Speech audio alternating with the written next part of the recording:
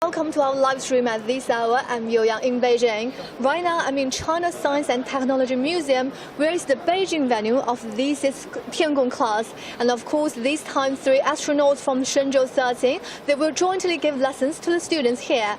As you can see right behind me, they're all students from Beijing's high schools and the middle schools. They're getting ready for the lessons. And of course, they're going to have a chance to join the experiments with the astronauts together. And if you take a look over there, right in front of the students, the screen. That's the major role of this is Tiangong Class. And of course, the astronaut is going to communicate and talk with the students via the screen. And they will also give their experiments also via that screen. 所以大家好，欢迎收看我们这一时段的直播哈。目前呢，我们是在中国科技馆为大家直播。那么今天下午呢，我们第2次的天宫课堂将会在这里举行。那大家可以看到哈，在我的身后，来自北京的各个中小学生都已经准备好了。那么一共大概会有200多位学生呢，他们今天会参与到这场天宫课堂来。那么他们不仅会参与哈，还会跟我们的3位航天员王亚平、翟志刚、叶光富有一个交流，然后也会呢在这个实验中，在地面参与一些相关的实验。But first, let me introduce you about that. But what is it? Well, actually, this is a re-entry module of Shenzhou 1. Well, it's called the most precious treasures here in the China Technology and Science Museum. Actually, the Shenzhou 1 spacecraft is China's first unmanned experimental spacecraft. It was launched from Jiuquan Satellite Launch Center on November 20, 1999, and recovered in the landing site of the central region of Inner Mongolia on November 21st of the same year. And Shenzhou 1 represents the maiden flight of China's human spaceflight engineering program and marks a major breakthrough for China in human spaceflight technology. After the success of Shenzhou 1 unmanned spacecraft, Shenzhou 2, Shenzhou 3, and Shenzhou 4 with simulation door, and the Shenzhou 5 manned spacecraft successfully sent Yang Liwei, China's first spaceman, into space. Every completion of Shenzhou spacecraft launch missions accumulates valuable experiments for subsequent human spaceflights and lays solid technological foundation for the future development. 所以目前在我们镜头前看到的就是神舟1号的返回舱实物哈，它也被称作中国科技馆的镇馆之宝了。那么神舟1号飞船呢，是中国第1艘无人试验飞船，它于1999年11月20日在酒泉航天发射场发射升空，在同年的11月21日顺利降落在内蒙古中部地区的着陆场。那么神舟1号飞船呢，是中国载人航天工程的首次飞行，标志着中国在载人航天飞行技术上的重大突破。那么在经历无人飞船1号和搭载模拟人的神舟2号、神舟3号以及神舟4号的成功之后呢，神舟5号载人飞船将是我国飞天的，将我国的第1位飞人杨利伟成功送入太空。那么神舟系列飞船每一次发射任务的完成，都为后续的载人飞行积累了宝贵的经验，并对未来的发展奠定了坚实的基础。So if we move on. And if we're talking about the history of China's aerospace development, we can see in 1992, and in 1992, China has set up 3 steps, well established about the China's development of aerospace industry. Well, if you take a look around me, and students are getting ready for the lessons, and of course some technicians are doing tests for the upcoming events. So now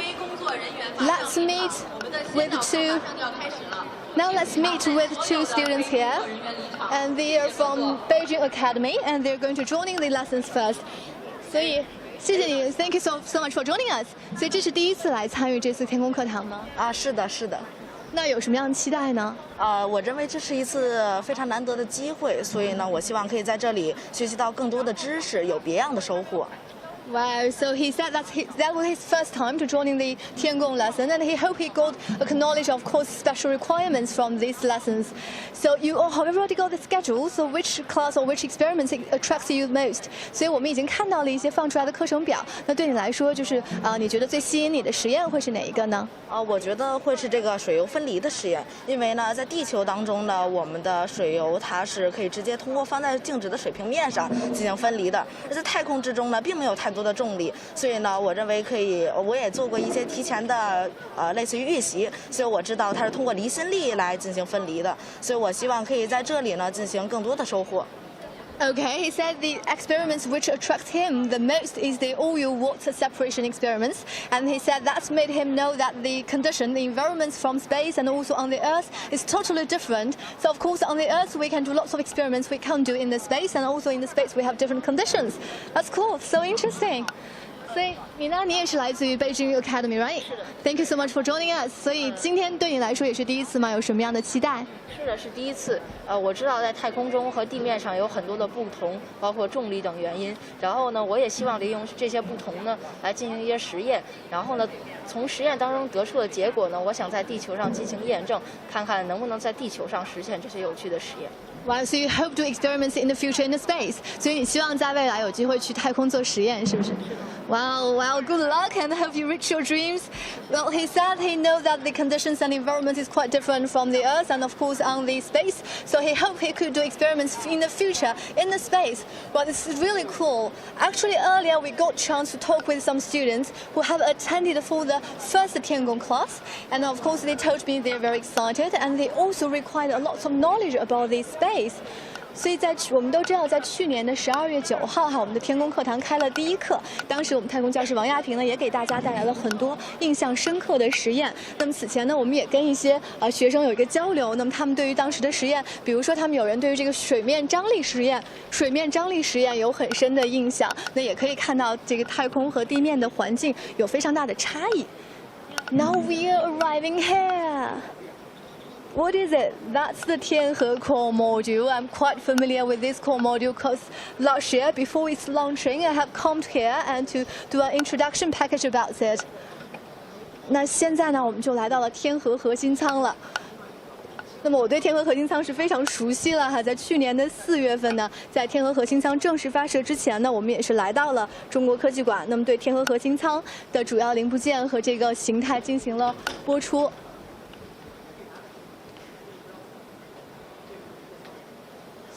So the Tianhe core module, well, it's as the main control cabin of China's first space station. The core module of Tianhe is about 16.6 long, with a diameter of more than 4 meters. It's divided into 3 parts: the connector, the life support, and the control section, as well as the section for resources. The connector looks like a hexagon. It has 2 base ports for 2 lab modules, and which called Wentian and Mengtian, and the 3 docking ports of the Shenzhou crew spacecraft. The cargo and other vehicles, it also has an exit on top, where astronauts can conduct spacewalks. Well, earlier we got a chance to take a look inside, and we can find the main living space of the crew. Well, it's about 50 cubic meters, and it's called the thinner area. It includes 3 sleeping areas and a sanitary section. And another part is called the thicker part. It's larger than the thinner part, of course. And the Space Center's daily operation while conducting some scientific experiments. 所以刚才我说到，我们对于天河核心舱是非常熟悉了。去年在它的发射前，我们就前往到中国科技馆来对它进行拍摄。那么目前我们看到的这个天河核心舱呢，它长约16.6米，主要用于空间站的控制和管理。那么这样的核心舱呢，具备长期的自主飞行能力，能支持航天员长期的驻留，同时呢还能开展航天医学和空间的科学实验。那其实天河核心舱我们刚才介绍到，它包括这个节点舱、生活控制舱和资源舱3个部分。那么我们都知道，像航天员他们就生活在这个生活控制舱。然后呢，同时呢，在天河核心舱有3个对接口和停泊口。用于对接载人飞船、货运飞船以及其他飞行器的访问空间。那么在停泊口呢，我们还能看到2个与实验舱和核心舱组装成的空间站合体。那么另外有一个在上面的出舱口是供航天员的出舱活动的。其实如果经常关注我们的节目的朋友可以看到啊，就是这次的天河核心舱跟以前有什么样的不同呢？那么科技馆老师有一个描述说，它进行了精装修哈，因为之前的这个核心舱呢只是一个结构性的验证件，那么相当于毛坯房。那经过了精装修后呢，我们可以看到在这个核心舱上有太阳能板，它就在我的右手边，上还有陀螺仪。然后有火箭喷口，对接口等附属设备。在外观上呢，它和天空上的天河核心这样已经一模一样了。那此外增加了4个窗口，可以看到里面的结构啊和管线，那么进行了科研成果和科普化改造。在神舟13号航天员老师们为我们进行太空授课之前呢，将由我们2位老师带领大家先来做一堂先导课，让我们先共同做一些互动的游戏，还有科学实验。哎，没错。那我们现场呢也邀请到了非常多的来自航天领域的老师和专家们，他们呢将会和航天员老师们一起，跟大家共同探索宇宙的奥秘，去体验实验的乐趣。下面我们隆重介绍一下今天莅临活动现场的专家老师们，他们是中国航天员科研训练中心航天员训练主教员刘峰老师，欢迎您。欢迎。中国科学院国家天文台研究员苟丽君老师，欢迎您。Well, now the two hosts, they're doing a pre-lessons for the students, and they're introducing the guests today invited to the venue. 欢迎您。中国运载火箭技术研究院总体设计部钱航博士，欢迎您。中国空间技术研究院空间站主管设计师，同时也是咱们的中国空间站科创体验基地导师吴斌老师，欢迎您。好，欢迎各位老师的到来。那么张老师在这里也向大家放送一个惊喜福利，是什么呢？就是在咱们今天的神舟13号航天员老师的太空授课结束之后，同学们还有一个同我们现场各位专家老师们进行一个互动交流和提问的机会。哎，没错，所以各位的同学，我们一定要认真的听讲。现在呢，就可以思考自己的科学问题了。一会儿呢，咱们的各位专家、各位老师都期待你们的精彩提问。Well, the hosts say today the students here will have chance to raise questions to the experts here. Actually, we heard last time the students also got chance to raise questions to the experts about all the knowledges around the space and the knowledges around the science. 其实咱们的神舟13号航天员老师们也非常关注本次的盛会。王亚平老师在空间站当中就做了一个跟奥运相关的实验，同学们都知道是什么吗？哎，想一想，王亚平老师在我们的空间站当中到底做了什么样的一个和奥运有关的实验呢？有没有印象？我听到答案了。对，5环。没错。那好，那接下来呢，我们首先通过图片来回顾一下王老师所做的实验，大家请看。Now we are showing experiments did by Wang Yaping. 那我们来看，在图片当中呢，我们看到王亚平老师呢，他用到了一些化学的方法，使得5环显现出了不同的色彩。那今天的活动现场呢，我们也为同学准备了这样一个实验。那么接下来呢，就请各位老师各位同学们跟着我们一起来还原一下王老师的这个5环实验。好的，同学们可以看到我们的每一张桌子上面，老师都准备了和王亚平老师一模一样的实验道具。我们现在就先来检查一下，我们桌子上面都有什么呀？来找一找啊，大家手上、大家的面前都有这样的道具啊，它们分别是5环的模具、碳酸钠溶液、碘化钾、碘酸钾溶液、醋酸溶液、溴百里芬兰溶液、淀粉溶液、甲基醇溶液，还有若干个搅拌棒。同学们来，现在抓紧时间检查一下，你们的工具都齐全了吗？Well, now the students here is going to do the same experiments Wang Yaping has did, and to make the 5 rain mold to change its color. 都齐了吗？齐了吗？好的，那么同学们，我们现在要调动起来这个气氛。如果齐了，你就大声的回答老师，你说齐了，好不好？ If you take a look at the picture on my left hand, that's the not much to 5. 特别好，我们就记住现在这种状 And 态。 this is the model of the Long March 2 rocket, and it's a Chinese orbital carrier rocket and part of Long March rocket family, and designed to launch crew Shenzhou spacecraft. The Long March is a human-weighted two-stage version of the Long March E rocket, which in turn is based on the Long March C launch vehicle.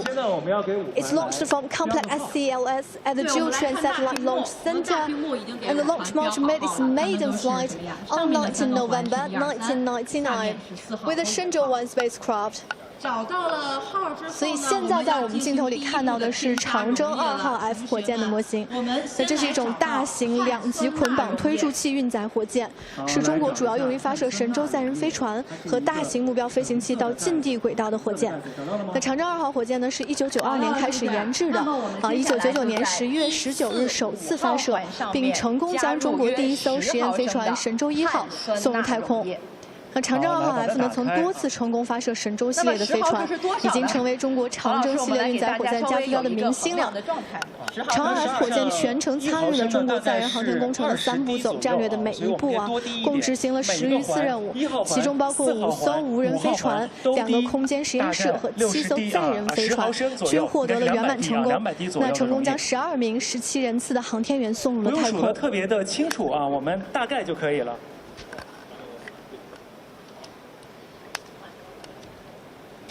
对，能将咱们的碳酸钠溶液均匀地铺在我们的凹槽之内就可以了。来，大家抓紧时间来操作第一步。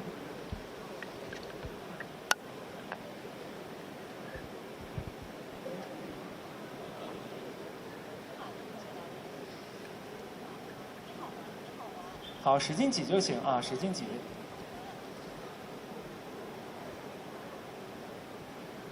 我看有同学都滴错了，我们要看好了，对准大屏幕，1号环在哪儿呢？ So now if you still take a look at the Beijing venue here, the students are doing experiments which making the flight line change its color. 由2个部分组成，所以不要滴错啊。 And they got their tutor to instruct them for the experiments.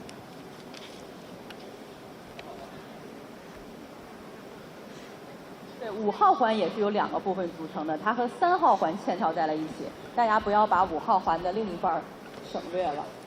That's a warm-up part for the lesson. 来，咱们抓紧时间。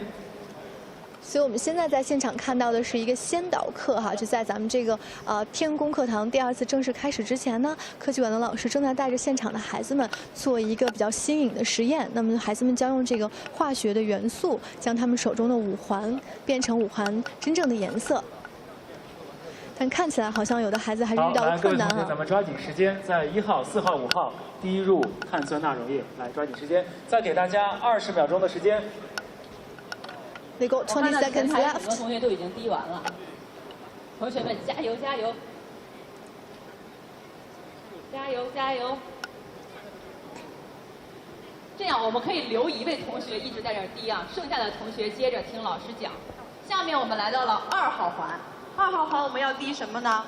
首先我们要在2号环中加入5毫升的碘化钾。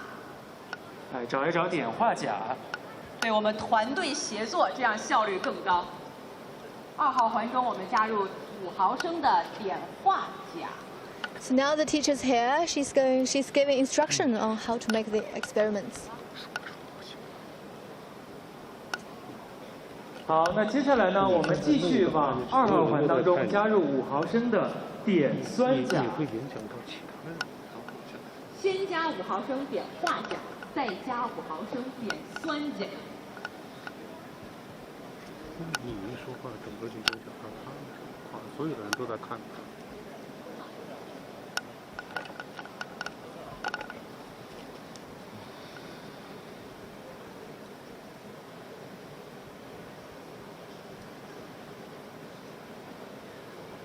好的，一个同学负责滴，其他的同学继续来听老师讲。在咱们的2号环滴完这2种溶液之后，我们就来到了3号环。3号环要加什么呢？要加入10毫升的醋酸溶液。同学们跟上进度了吗？我们找一找醋酸溶液在哪里啊？ So since the students are doing their experiments, now let's talk about the history of China's development of aerospace industry.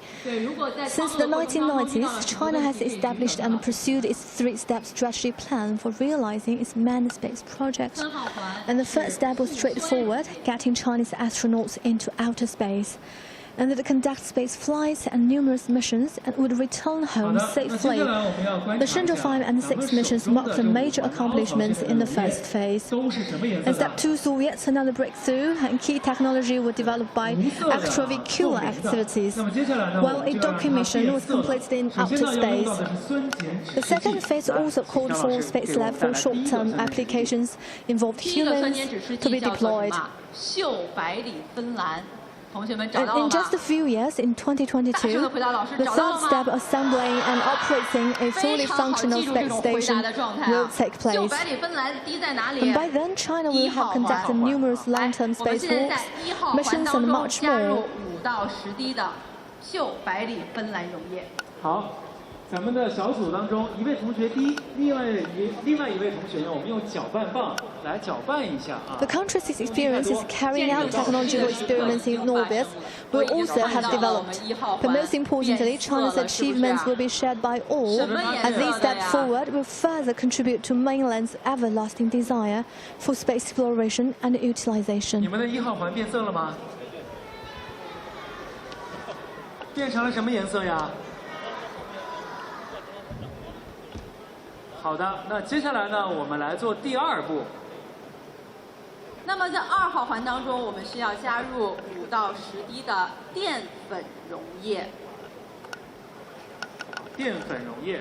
注意，搅拌棒啊，咱们用完1号环之后就可以扔掉了。我们不要把搅拌棒用混了，用一个新的搅拌棒去搅拌。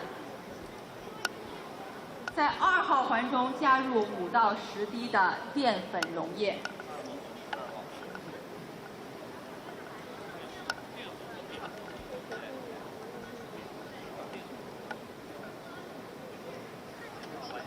紧接着还是2号环，我们再加入5到10滴的醋酸溶液。好，那各位同学注意啊，这第2个环当中的化学实验可是稍微有点复杂。咱们的碘化钾、碘酸钾呢，与乙酸，也就是醋酸，会发生相应的反应，析出碘单质。碘单质遇到了淀粉溶液啊，会使得淀粉变蓝。 那么接下来呢，我们来看看在2号环当中出现了什么颜色？是不是比较深的蓝色？看起来很像黑色啊，看起来很像黑色，对不对？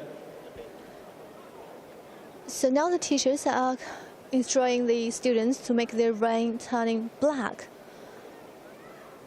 and they're using some chemical methods, which including the acetic acid.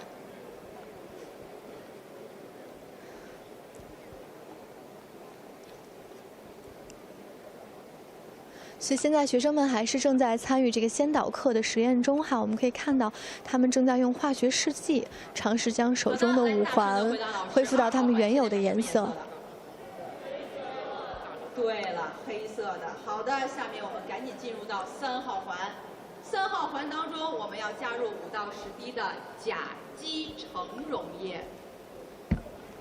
找一找甲基橙溶液。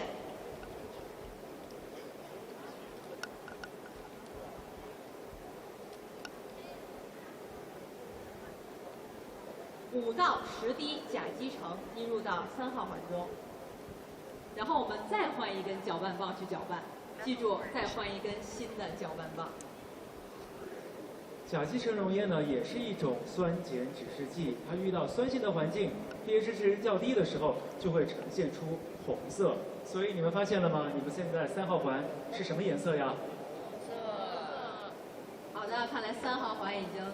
So now they have completed the color of the third ring and it's already turning red by using methyl orange. 可以比3号环稍微加入的少一些，我们加入5滴左右。我们来观察一下。再次提醒，换一根搅拌棒。And for the fourth ring, they're also going to use the methyl orange. And the teacher is telling the students to change their steering stick. 好，甲基层的遇碱性环境是变成了黄色啊，变成了黄色，所以我们来看4号环，它会变成黄色。我现在都不知道该拍啥。你小孩的脸不能露。好，我看到现场已经有很多同学都完成了4号环，都出现了黄色。那好，那大家想一想，我们最后一个环5号环会是什么颜色呢？这个绿色该怎么得到呢？你们知道吗？那老师来告诉你们吧。Now they're reaching the final ring, which is green. 溴白锂芬兰溶液。溴白锂芬兰溶液就是咱们一开始加入到1号环中的那个蓝盖子的。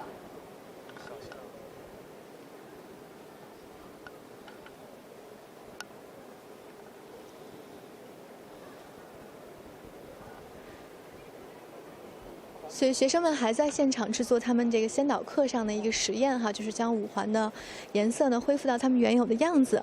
那么刚才呢，我们也用英语介绍了这个中国载人航天3步走这样的一个发展战略。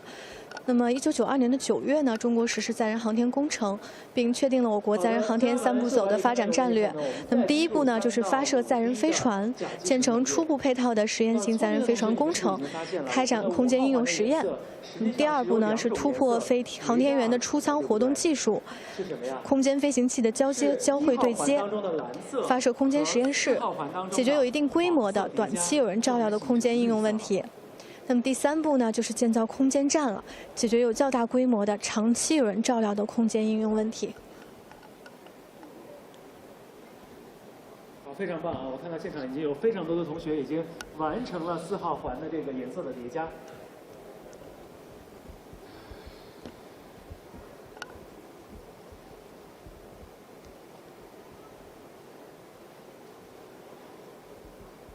好的，那么其实我们现在已经看到了，同学们基本都已经把5环变出来了。那么这样的一个酸碱指示剂的实验，我们在家里其实也可以利用手边的一些常见的东西去做。比如说，我们就可以利用紫甘蓝把它榨成汁来做一个酸碱指示剂的实验。比如说，我们可以现在你们可以看到，老师准备了3杯紫甘蓝溶液。我在第1杯紫甘蓝溶液里面加入的是白醋。然后它就变成了什么呀？玫红色。那么在第2杯里面呢，我们再加入小苏打。小苏打是什么？大家知道？强碱是吗？我已经听到了。不是。哎，我们的小苏打呢，其实是在我们的厨房当中能够经常看到的啊。它的溶液呢是呈碱性的，但是这个碱性实际上不太强啊。好的，我们再对比一下，现在加入小苏打的紫甘蓝溶液变成了什么颜色？变成了蓝绿色，有一些是不是？可以多加一些。好的，我们来对比一下。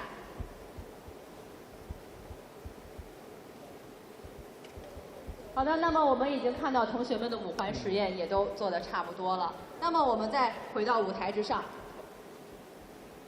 我们去年第1次的天宫课堂是在2021年的12月9日。那么在第1次的天宫课堂里面，中国科技馆的小志愿者们在我们的先导课环节为大家怎么样现场的组装和组建了一个天宫空间站组合体，大家还记得吗？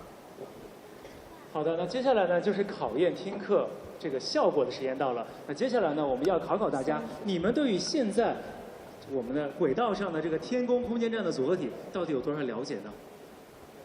那接下来老师就要请同学们上台了，你们要上台来参与了。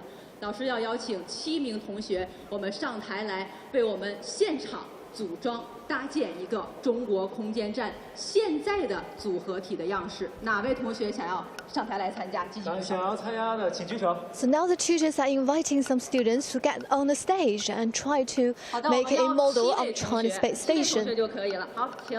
您拍了几张？好的，黄老师，现在台上已经有4位了。来，同学们，我们站成一排。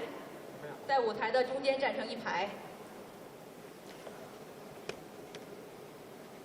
Now they got 4 students here, and they're going to try to make a model of China's space station. 我往这边来一点，来这边来一点。还有愿意参与的吗？来，我们后面来边。那下面呢，老师来分配一下角色。首先，天河核心舱需要2位同学来扮演，这样你们2位扮演天河核心舱，请把我们的道具分给同学们。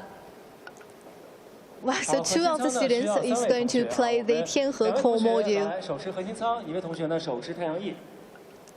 好的，然后呢，接下来是天舟2号货运飞船，来，天舟2号货运飞船。然后神舟12号载人飞船， Now it's the 天舟2 cargo ship 神舟13号载人飞船。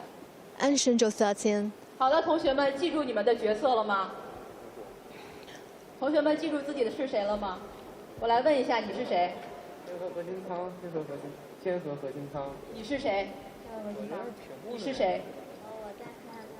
你是太阳翼。来，你是谁？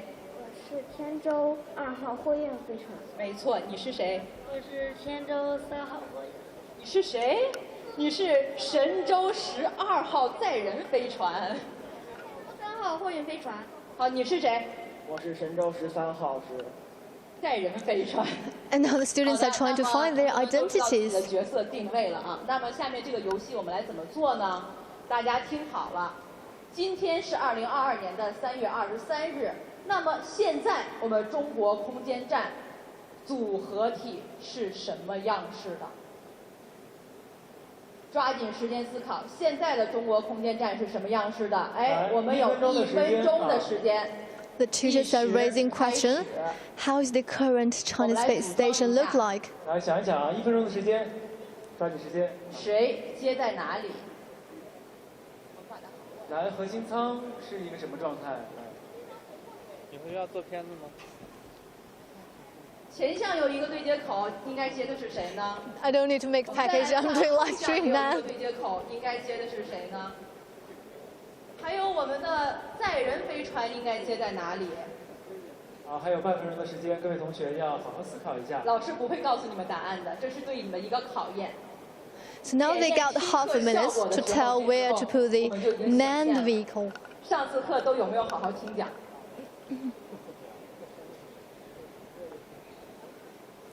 来想一想，神舟12号。想一想，神舟12号去哪里？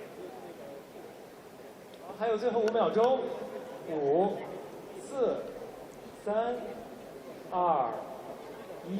Now the Shenzhou 12 try to find this position. 好的，那么老师下来问一个同学们，他们拼的对吗？哪位同学想要回答一下？他们拼的对吗？来，你来说。我觉得不对。我觉得这个神舟13号货运飞船应该接在这个尾部的对接口，然后货运飞船应该接在底的，这个神舟12号载人飞船应该接在这个节点舱的上面。这个同学说出了一种全新的组合方式。那么这样吧，黄老师来揭秘一下吧，我们同学们台上的同学们拼接的对吗？那首先呢，我们要来看啊，咱们的核心舱呢有3个部分：节点舱、小柱段和大柱段啊。那我们的 So now the teacher explained how the Tiangong core module looks like, including 3 parts: the connector, the thinner part, and the thicker part. 现在呢，由于我们的货运飞船发生了转位，对到了前面，所以这里呢，货运飞船位置是没错的，但是货运飞船的这个编号是搞错了，这里呢应该是天舟2号货运飞船。来，咱们天舟2号到前面去。 So the Tiangong 2's location is wrong, and the boy is going to change his position. 我们的神舟12号去哪了？那大家知道神舟12号去哪了吗？没关系，去哪里了？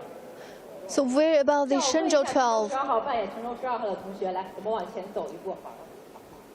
你知道你本来应该在哪儿吗？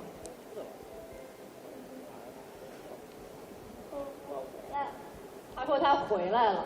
对，没错。那我们的神舟12号完成任务以后呢，就返回了地球。所以呢，在今天，也就是3月23号，天宫空间站的这个组合体的状态呢是没有神舟12号飞船的。那么好，接下来啊，我们跟随老师的描述，我们来进行一个复原的过程。那么神舟我们的天宫空间站的组合体究竟是怎样的一个发射过程呢？请听老师的描述来进行对接，好吗？同学们，现在可以来拆开。先拆开啊，拆开。好的，我们请听第一步。在2021年的4月29日11时23分，天河核心舱发射升空。好，天河核心舱的3位同学，我们可以向前一步走。Well, the Tiangong core module has been launched last year. 后向端口。天舟2号货运飞船来先一步对接在后向端口。紧接着是 Now comes Tiangong 2, 向端口。the cargo ship. 神舟12号对接在前向端口。Here is the Shenzhou 12. 再紧接着呢，神舟12号呢就平安的回到地球了。圆满的完成了任务，胜利凯旋了。And later, the Shenzhou 12 has come back to the Earth. 飞任务。天舟2号要绕飞，对，然后进行一个。然后是天舟3号货运飞船对接在后向端口，然后最后是神舟13号对接在径向端口，这就是正确的了。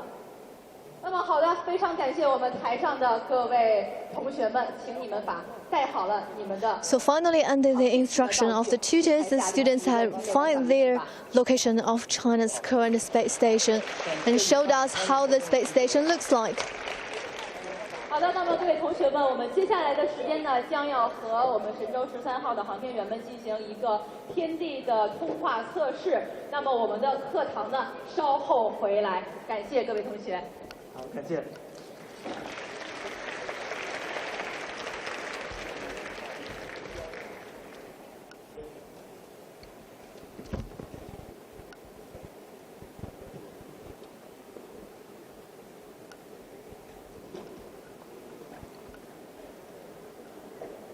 Now the warm-up has come to an end, and a testing is going to kick off.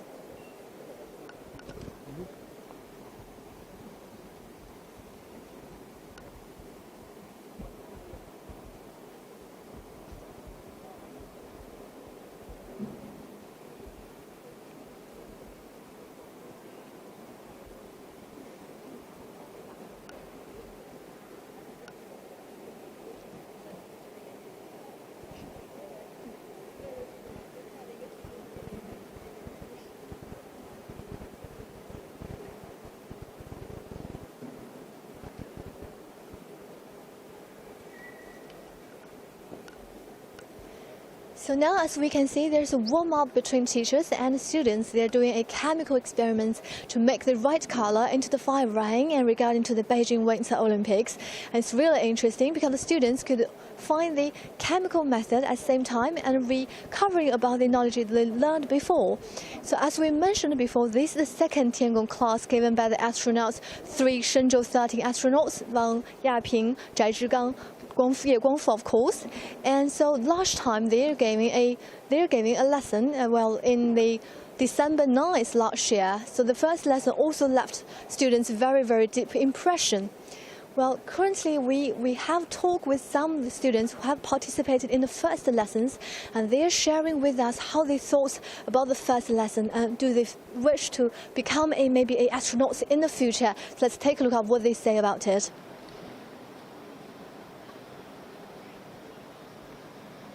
Guess how much people could be fascinated by the aerospace?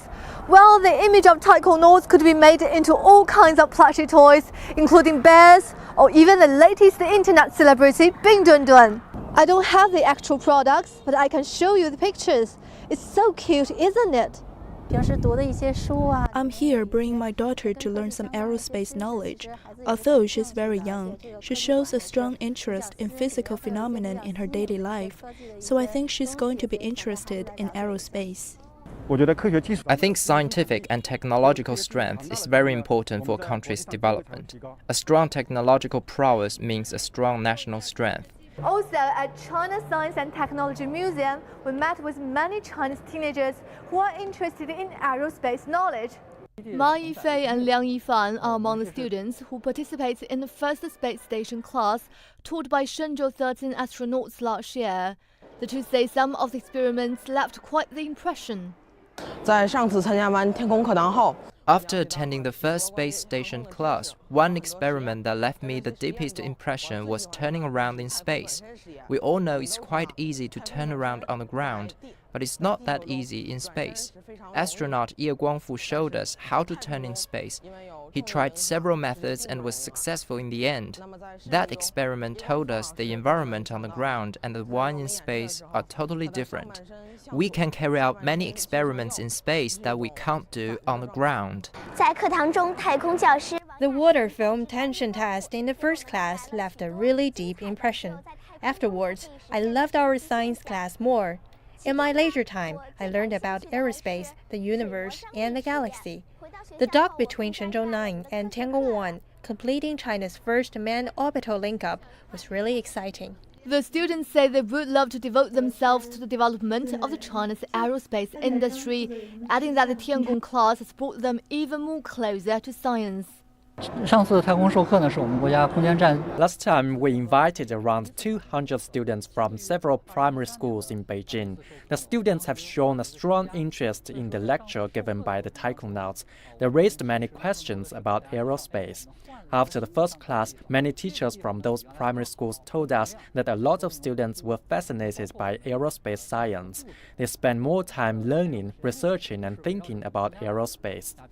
The second live lecture will be soon delivered by the taikonauts at the China Space Station, and the country's manned space agency says the second one will be quite different from the previous one, which will help foster understanding rather than addressing people's curiosity towards the CSS. Yu Yang, CGTN, Beijing.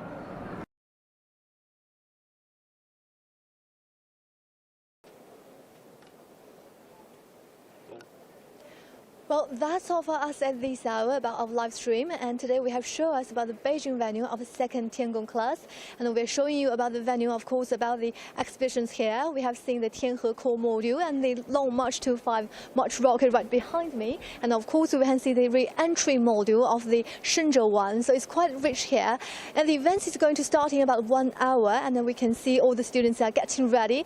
As we mentioned before, we have 200 students here from Beijing high schools and middle schools in this venue, and then we also go to other venues in China's Xinjiang Uyghur Autonomous Region and also Tibet Autonomous Region. So while the event is going to start in 1 hour, our CGTN will give you full live coverage about the whole event. So stay with us. I'll see you next time. Bye-bye.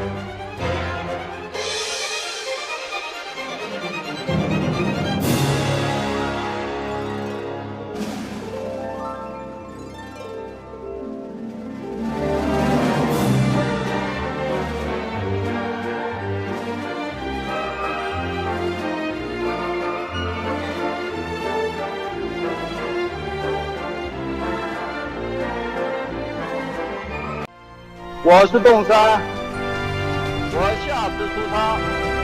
感觉良好。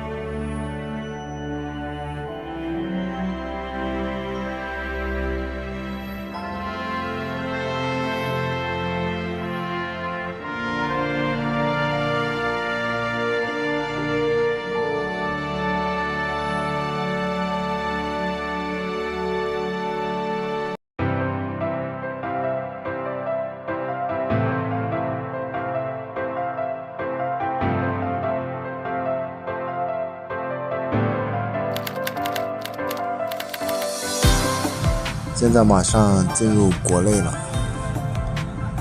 西边是一座高山，这里是一个大沙漠，这边应该是南疆，前面那个湖可能是博斯腾湖，这没准就是博斯腾湖，在这里飞行过。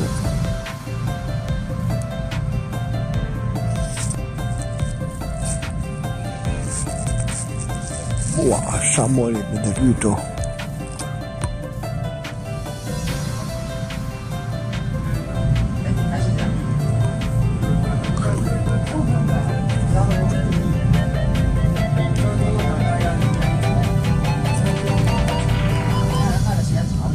看这边还有一个湖，最右下角。旁边是南疆，他们属于南疆的。但是翻过天山以后，八里宫属于哪的？属于南疆的。那就你现在往左看，能看几百公里、上千公里，这就是北疆了。这不就是北疆吗？像北疆那边，那估计到俄罗斯了，那人家那个比较好的地方，沙漠上。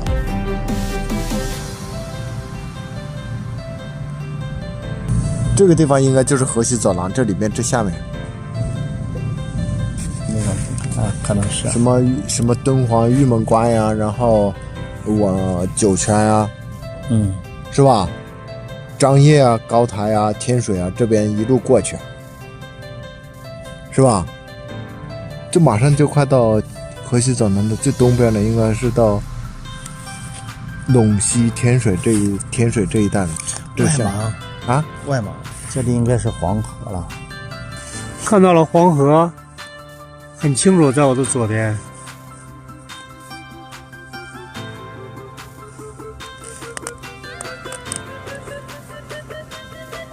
没有见到长城长，却见到了黄河入海流，多清楚！现在就进入那个中原地区嘛，下面中原地区往内蒙、外蒙，左边是外蒙嘛。右边是北京的，看不见，都是云呐。那马上快到东部了。下面这是不是个大城市？这是哪里？哦，这天津哦，天津啊，天津到海边上了，海边那不就是海？哦，对对对对。哎，那刚才是不是过北京没看出来啊？渤海湾是吧？那是啥？那边应该是新城那边，对面是辽大连，看大连上辽东半岛。大连就那头尖上你看到吗？凸的这个尖尖上面啊，那就是大连。啊，辽东半岛。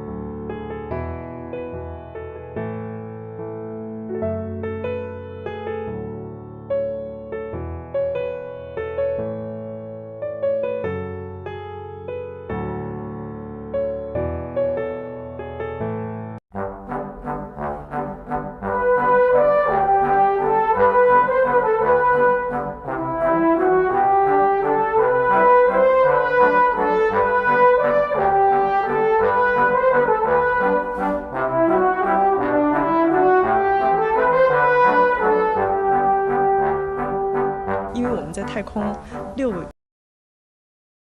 不管3个月还是6个月，头发肯定会长长，所以我们要求我们必须具备这个理发师的这种技能。去年隔离的时候，我们练了好多，所以我也剪了好多，现在就拿他们来练手。现在已经老开玩笑，就托尼王是吧？就是技术已经很娴熟了。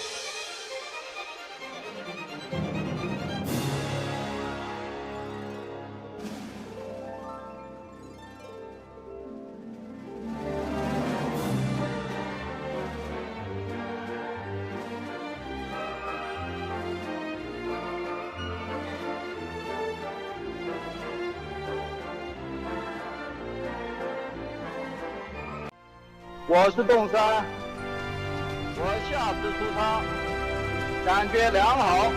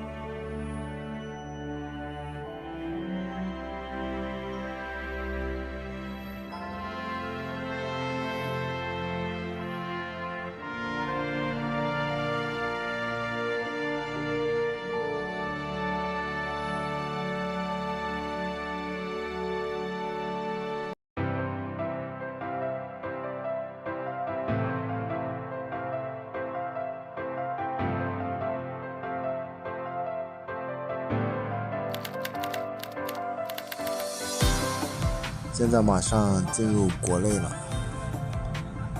西边是一座高山，这里是一个大沙漠，这边应该是南疆，前面那个湖可能是博斯腾湖，这没准就是博斯腾湖，在这里飞行过。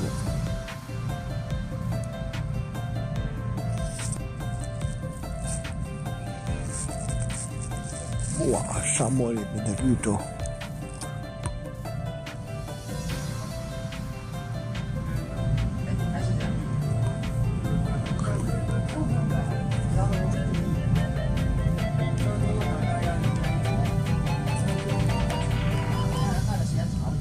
看这边还有一个湖，最右下角，还没是南疆，还没属于南疆的。他说，但是翻过天山以后，8里公属于哪了？属于南疆的。那就你现在往左看，就能看几百公里、上千公里，这就是北疆了。这不就是北疆了？像北疆那边，那不估计到俄罗斯了，那人家那个比较好的地方，沙漠上。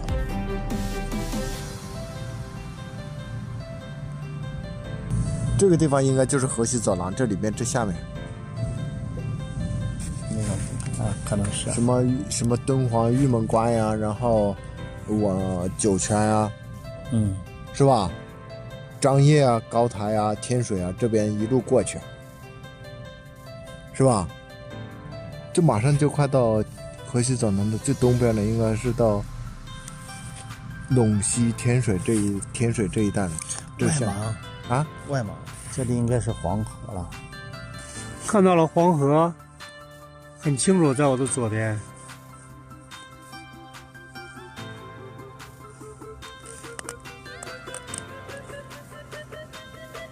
没有见到长城长，却见到了黄河入海流，多清楚！现在就进入那个中原地区嘛，下面中原地区往内蒙、外蒙，左边是外蒙嘛。右边是北京的，看不见，都是云呐。那马上快到东部了。下面这是不是个大城市？这是哪里？哦，这天津哦，天津哦，天津到海边海了，海边那不就是海？哦，对对对对。哎，那刚才是不是过北京没看出来啊？渤海湾是吧？那是啥？那个应该是新城那个，对面是辽大连，看大连上辽东半岛。大连就那头尖上能看到吗？凸的这个尖尖上面啊，那就是大连。啊，辽东半岛。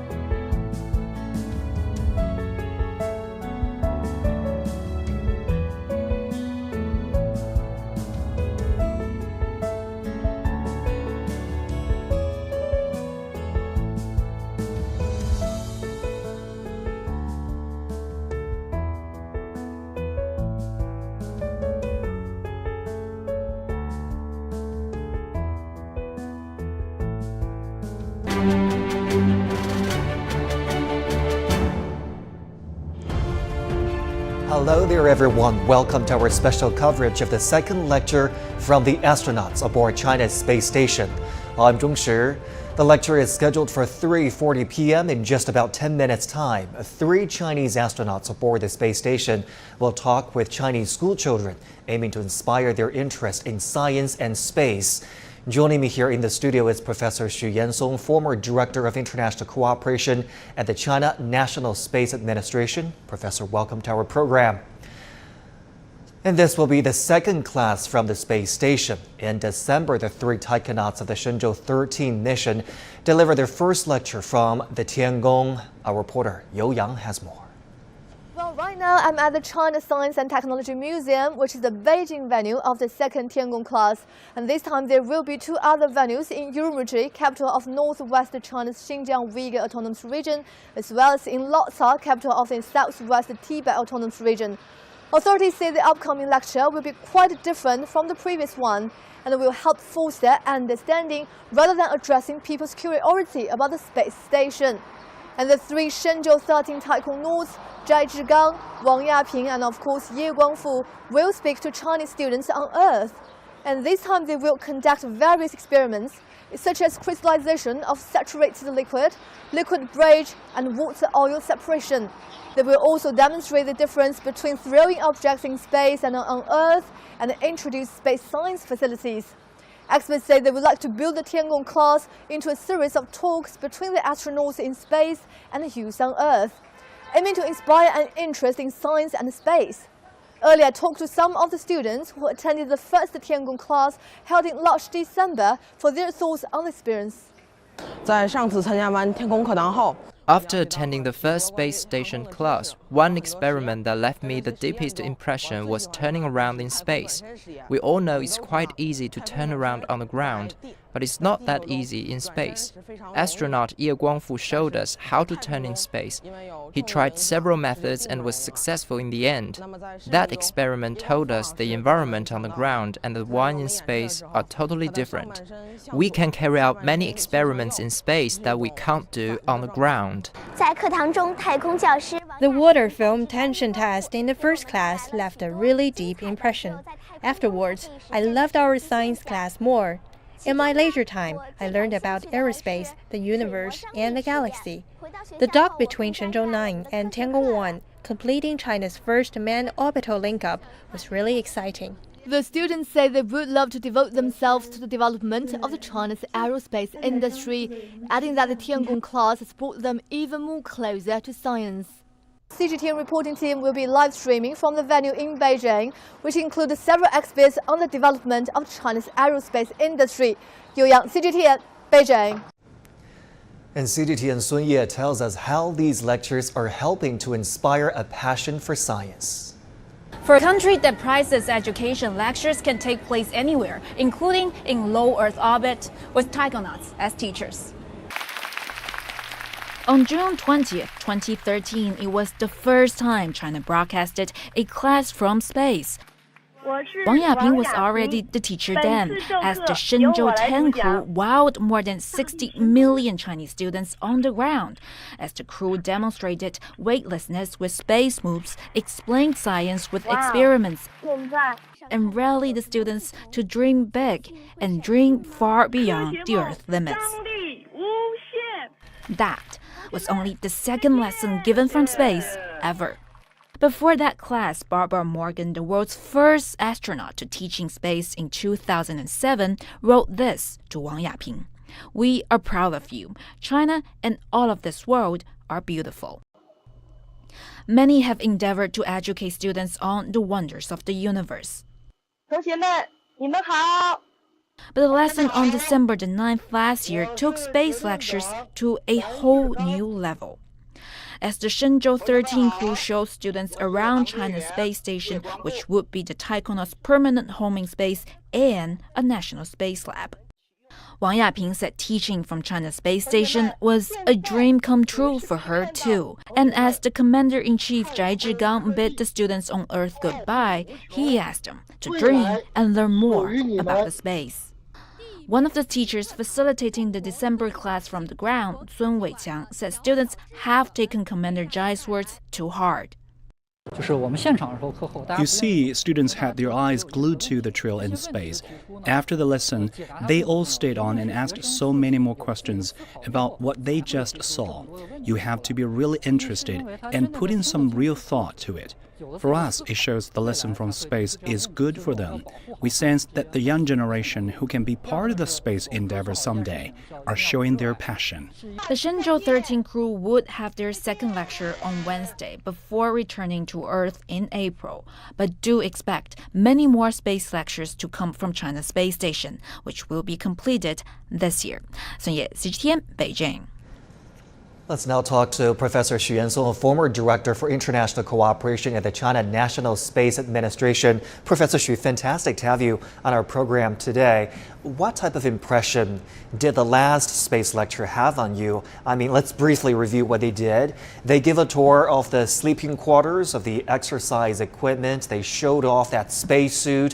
They also did physics experiment, something called disappearing buoyancy. Of course, it looked for a variety difference this time. How did the last one impress you? Well, the last one, the most impressive one, is the ping pong ball that never floats up once it's submerged in water. All of these are, of course, because of microgravity environment. So once you're on Earth, everything is based on gravity and friction. Of course, in outer space, we still have friction, but gravity is taken out of the element, out of the equator. So once you take out of the gravity, so everything changes, especially fluid dynamics, physics, all scientific factors will change. But that still adhere to the scientific principles. So the impressive part of the last education course, of course, giving all the students a clear demonstration of the difference between the behavior of things on Earth and in outer space. So based on that education course, we're expecting a much more interesting course and class this time. Do you feel like they have a lot of options to choose from? I mean, they must have thought about this before they embarked on this journey. So they wanted, obviously, to demonstrate the microgravity environment, as you mentioned, to highlight the differences between the space and here down Earth. But they also could have chosen from physics. They could have chosen from probably chemistry, maybe a little biomedicine, if that's not too difficult. Do you feel like they have a lot of options to work with, or when it comes to teaching a course from space, it's actually pretty limited? Well, you see the criteria judging faculty in the European country, in particular UK, is the number of tools that you invent to teach the students. So this time they have all the interesting tools to choose from, and as you mentioned, there are many things that they can choose from: chemistries, combustions, microgravity, behavior of fluids, fluid dynamics. So there are many things that they can choose from. In fact, the space station is a space lab itself. The astronauts are doing scientific experiments on daily basis and on hourly basis, monitoring all the incubators and all the boxes that they have different experiments inside. So there are a rainbow of things that they can choose from, and with the advantage of space-borne teaching materials, they could be the best faculty in the world. Talking about faculty, what do you make of Wang Yaping? I feel that she's proved herself to be a very competent lecturer. I mean, she's done this before on that mission back in 2013, and now this will be her second space lecture for the Shenzhou 13 mission. I mean, obviously the three of them worked together, but she really stood out for me as a great teacher in space. Well, I think the connection between the astronauts and the students on the Earth is very important. One is to demonstrate that we have the existence of 3 astronauts in orbit for the past 5 months already. So they're coming back in a month or so. So they have been experiencing a lot in the past 5 months. Longest period of time for Chinese astronauts in outer space. So particularly for a lady like Wang Yaping, this is a more challenging task for her, and also she's assuming the responsibility of teaching students on Earth, and I certainly hope that she can do this same course as well on Earth for the general public as well once she safely returned. I mean, all of the crew members, they make it so easy as it seems. They make it seem very easy for all of us down here just watching them do the demonstrations and lecture students. But what type of technical challenges do they have to overcome in making sure that these lessons come together? There are no major hiccups and errors in these lessons. But first of all, they have to ensure that the space station is running in a good order and also in a safe condition. To maintaining the orbit and the attitude, and also maintaining the life support system of all 3 astronauts. So it is the foundation of the safety of the station first. So based on that, we start the preparation of the courses, and certainly hope that this course will encourage the students on Earth to assume the responsibility and to assume similar career in the future for space endeavors and space activities. And I certainly understand that the challenge is not only on the safety of the station, but also on the psychological and physical challenges of the astronauts. I mean, as someone who has worked in this industry for a long time, I mean, kids generally have an interest in science and space, but only a select of them end up having a career in this particular sector. The fact that we're having all these space lectures is really to instill that passion in possibly more kids for the future. How effective do you think that is? We just talked to a reporter inside the main classroom here on Earth at the China Science and Technology Museum. It looks like the kids have a lot of enthusiasm for what's going to happen, but what is just your general impression of how well these space lectures have worked in terms of instilling a passion in young children? But I think to instilling the passion to young children, you need to have some inspirations, and outer space is the best platform to do this. As you understand that we have human missions, we also have robotic missions. robotic missions mostly focusing on planetary explorations like Mars and Moon. And human missions at this moment is the construction of the Chinese space station and the activity of astronauts. So teaching from the outer post, like the Chinese space station, is very encouraging to the young generations, and they pass the information and message that outer space is there for us to explore, and either human missions and robotic missions. And this, as along together with the exploration mission like Mars and the sample return mission of the Moon, provide the great inspiration to the general public. Also, the exhibition of the samples that we have taken from the lunar surface is also inspiring for the national, especially the young generations. The lecture could happen any minute now. Just one last detail I wanted to talk to you, Professor. When we do see those taikonauts, we're going to see some swelling in their faces. It's not like they gained weight, but it's also due to the prolonged stays in space. Can you talk to us a little bit about the science for that? Well, the one experience I had is with the American astronaut. He stayed in orbit for 800 days plus. So when he returned to Earth, he went to a foot massage, and the massager said that's the tenderest foot they ever massaged, because they never used the foot. So the foot on Earth is supporting the gravity of the whole body. So the whole body is constrained by the Earth gravity. Once in outer space, everything is swollen. Professor Xu, I believe the lecture is starting now. I'll talk to you in just a few moments. Right now we are in the main classroom located in the China Science and Technology Museum. And also, this place is a science and innovation base for China. So I am the teacher on the ground, Zhang Jian. I'm from Beijing Normal University, the second affiliated middle school. My name is Gao Mengwei. I'm coming from the China Science and Technology Museum. And once again, the class started again. And today, we have the Shenzhou 13 crew will conduct lecture to us. So the main class located in the China Science and Technology Museum, and also we have two other classrooms located in Xinjiang and Xizang. So for Tibet, it is in the Natural Science Museum. Please say hi to all of us.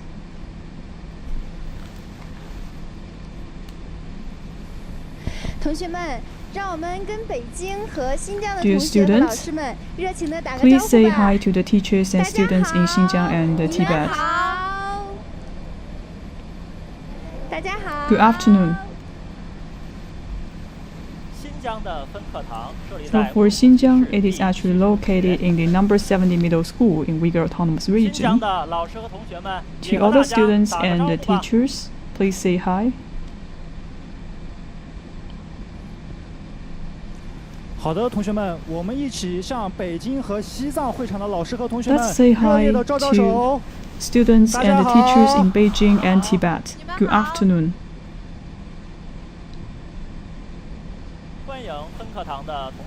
Welcome all the students. Now let's go back to our main classroom.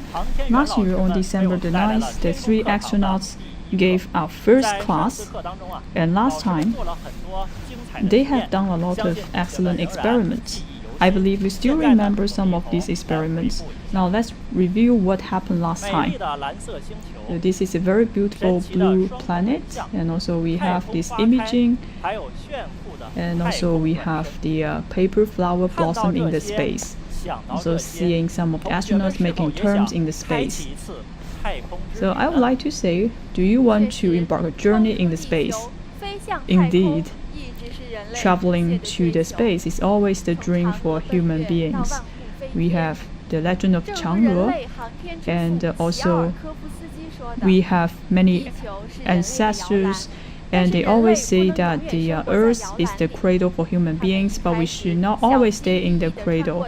And then for our ancestors, they started to step out from the earth and start to conduct exploration.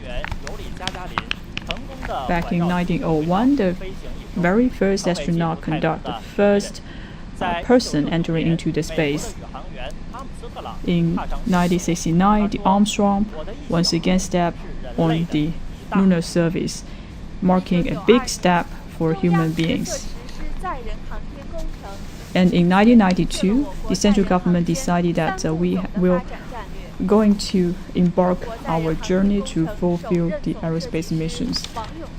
Mr. Wang Yongzhi, the chief designer, once said, just like the athletes, right now we are actually lagging behind with others, but right now we have to take a hard effort to chase the others. When we talk about the three-step strategy, first of all, we have to go to the outer space, and then we're able to go back. So in the past, we were able to launch Shenzhou 1 and Shenzhou 4. Just in front of us, so this is the re-entry capsule from Shenzhou 1. This is very precious objects. So when we come to 2003, the Shenzhou 5 carried astronaut Yang Liwei successfully entered into space. In the journal, he wrote, "To the peace and the progress of the human being, Chinese people is able to step off from the Earth and enter into the space." In 2005, Shenzhou 6 once again complete the mission to stay in space. So all of these have made breakthroughs in the aerospace industry in China. And China, it is the third country that is able to send human beings to the space. And when we talk about the second step, so we also talk about we need people to be able to land in the space, and also we are able to stay in the outer space. Zhai Zhigang is able to go to the space, and also we are able to put national flag in the space. On the left side, you could see this is the space suit worn by Zhai Zhigang. And also on the right side, you could see it is the new generation of the space suit. From 2001 to 2007, Tiangong 1 aircraft used to dock with Shenzhou 8 to Shenzhou 10, and for the Tiangong 2 is able to dock with Shenzhou 11 and also the Tianzhou 1 cargo ship. And during the past few years, we are able to conduct the extravehicular activity, and also we are able to do the rendezvous and the docking missions. At the same time, we are able to conduct a number of scientific experiments. We are able to complete the second task for our mission.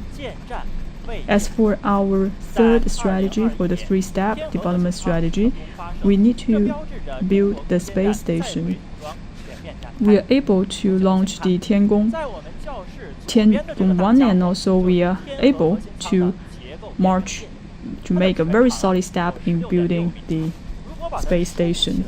So if we look at this one, the length is about 16.6 meters, and vertically it could accommodate like 6 stories of space.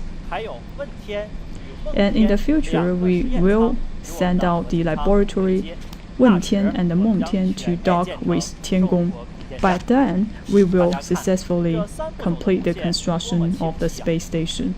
So this is what we call the three-step strategy for aerospace industry in China. Even though we are lagging behind at the beginning, but right now we have already made notable progress. As we are seeing right now, we are achieving remarkable results. This is thanks to the efforts made by the taikonauts and the astronauts. For all of these astronauts, they have gone through a lot of trainings. It's not an easy task. I would like to ask all the students, have you ever experienced the feeling of microgravity? Do you want to share your experience with us?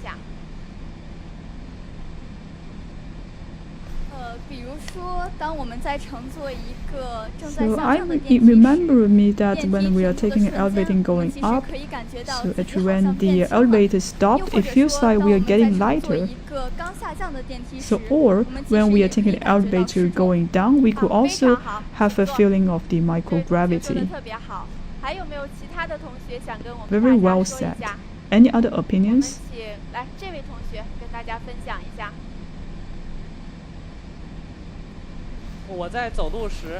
When I was working, sometimes I accidentally fall. Actually, at that time, I think this is also the experience of the microgravity. Yes, all the example can show what it feels like for the microgravity environment, but be careful when you are walking. Speaking of the microgravity environment, does that mean we don't have any gravity at all? Please raise your hand if you think when you are in a microgravity environment, the gravity completely disappears. I believe there are many opinions of you. So now we would like to talk about the microgravity environment. Each time when we are talking about the weightless environment, we always feel that we are getting lighter. It feels like we are floating. This is because some of the active forces have been diminished. For example, when I put a book on the scale, so the scale is actually supporting this book, and the weight is the same. So, if we do not hold this scale anymore, what will happen?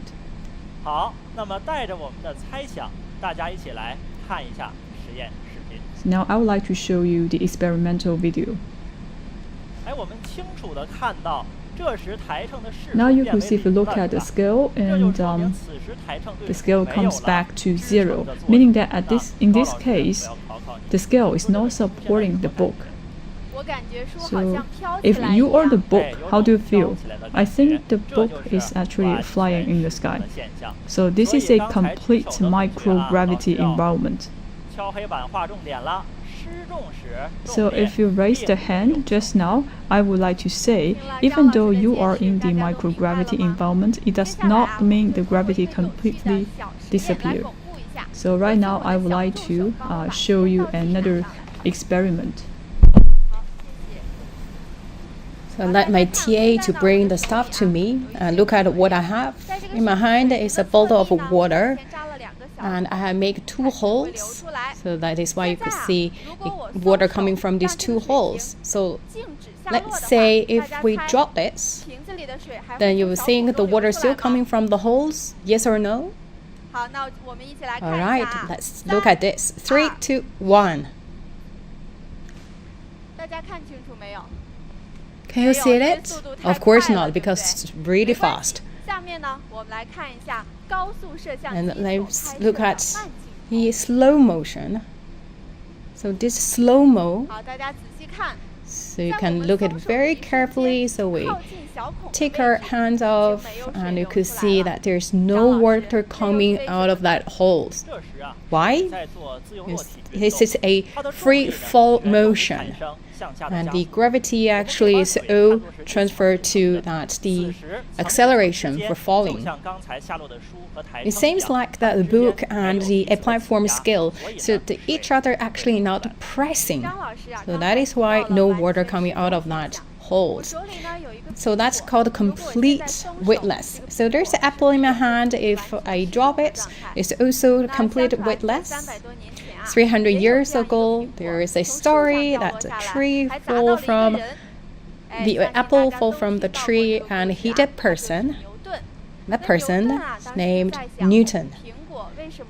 And Newton suddenly thought about why the apple actually fall to the ground, not flying to the sky, because of the gravitational attraction. So I believe that no matter where the water the apple grows, that always can fall to the same place. So following this, we find these laws, or the gravitational, the universal gravitational.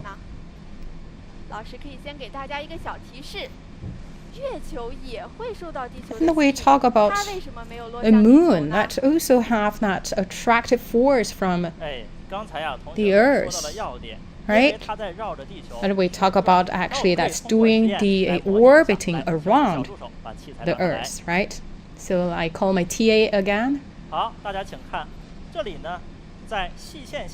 So you could see there's a rope, and I put the glass on the board of the glass, and like it make a circular motion. So do you think the water will split out? Let's say.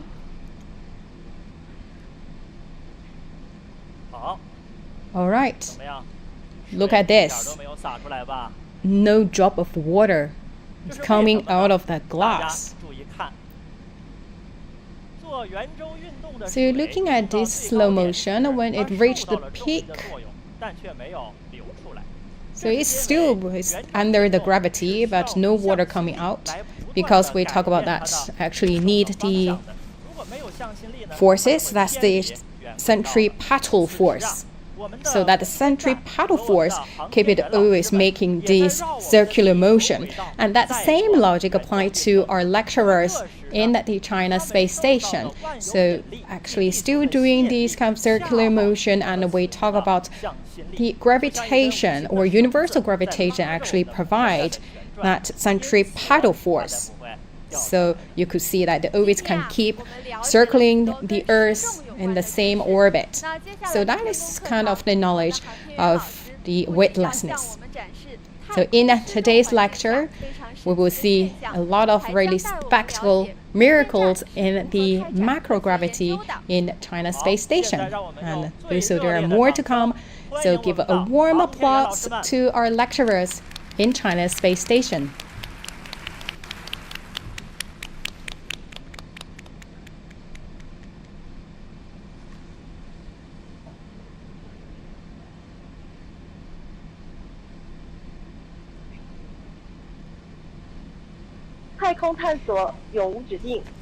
There's no end to unveil the mysteries of space. Hello to all. My name is Wang Yaping. I'm very glad to see all of you again. And today is our second class. So I invite the two other lecturers to say hi to you. Hello class, my name is Zhai Zhigang. My role today, I will be the cameraman. Hello folks, my name is Guangfu. I'm very glad to be part of the second lecture in space.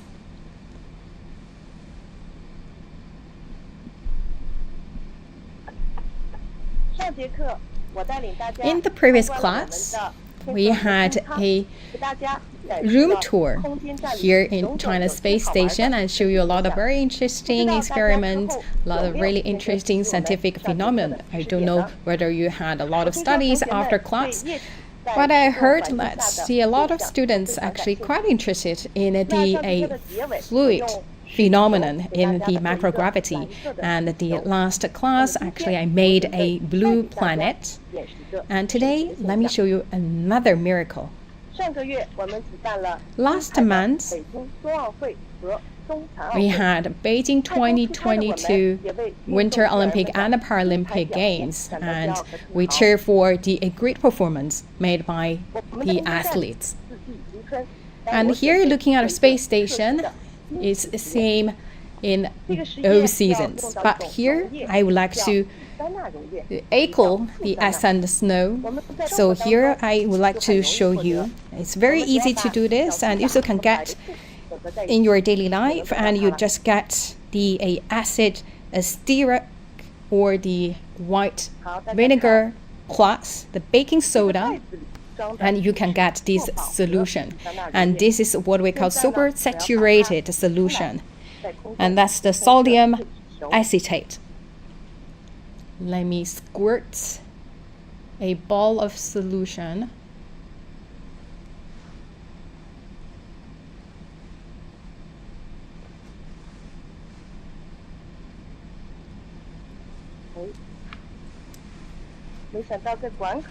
Alright, it seems like already crystallized. It doesn't matter. Let me change to our plan B. It's another bag of this supersaturated solution. Let me try again.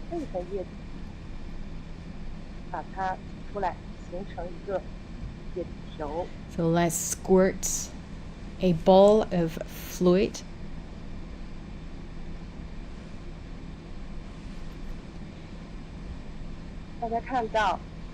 It seems like that the straw or the opening of the straw is already saturated. Let's do it again. Let me squirt another ball. All right, here we go. We got a ball, and let me get this. Let's see this. Can you see this? It starts to change, right? Right now it's the crystallization of the supersaturated liquid. It seems like the ice ball. Do you know the reason behind? Why? Because that's a very high the solubility of the solution in water. So when we have a little material to change, that's the metastable status, and then it will be very soon become this crystallization status, and also we will see that exothermic situation. So that's why I also can feel a little bit heat from it. So it can also be a heated ball. And of course you do this on the ground. Should be in a container, but here you see there is no container. That's why we can flow it everywhere. So when it's crystallized, then it's like this. So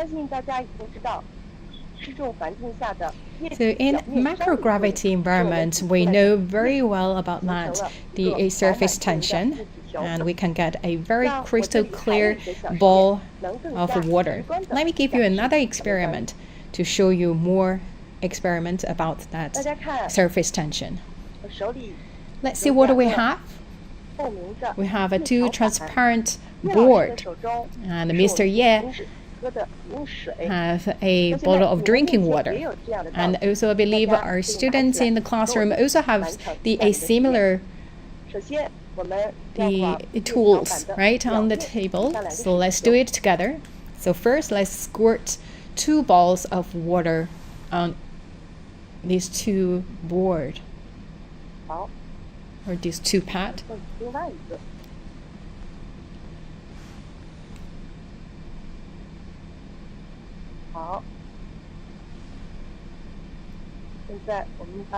All right, let's move these 2 balls facing each other, and at the very beginning they're not really friendly each other, and right now you could see they get along with each other.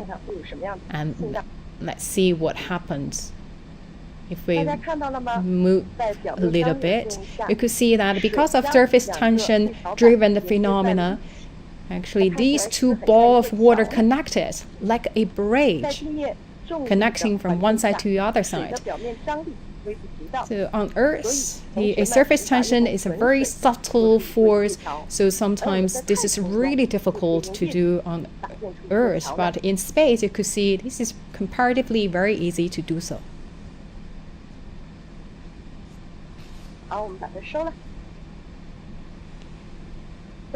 Alright, that's the liquid bridge. And then we to think about whether we can have a elongated or longer one, a longer liquid bridge. So this is the question to you. If you have the answers, email back to us. You could see and tell there is a huge difference between Earth and space. And also last time, students also have a quite a big interest in the buoyancy experiments. And this time, let me show you more experiments to talk about weightlessness.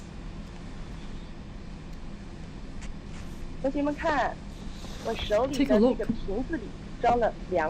So in the bottle, actually, I feel like two types of liquid. One is the drinking water and also the oil.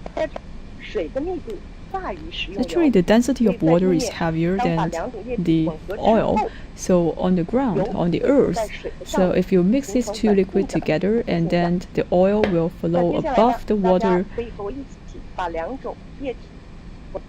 Please join me and mix these two liquids to see what happened, to see whether there are any differences for the mix of the water and oil. Just shake the bottle and mix these two liquids.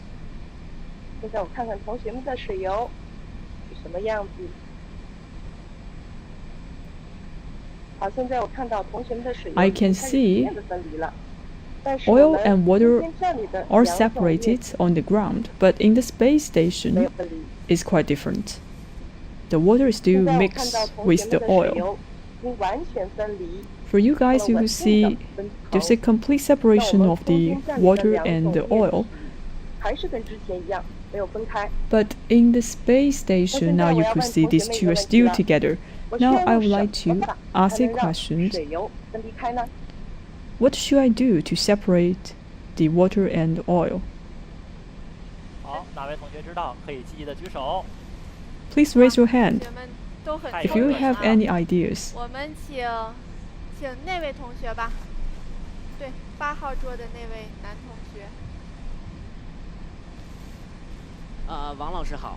Good afternoon, Ms. Wang. So before the lecture, actually, we just had some experiment with our teachers here. So at the beginning, we are trying to shake the bottle, and then we could see the water will create sediment. So maybe you could shake the bottle in order to separate the water and oil. Thank you for your answer. Well said. Yes, indeed, even though we are in the microgravity environment, we are not able to separate the water and oil. However, the properties of the water and oil did not change. As we all know that the density of the water and the oil is different, maybe we would like to use the centrifugal force to separate these two liquids.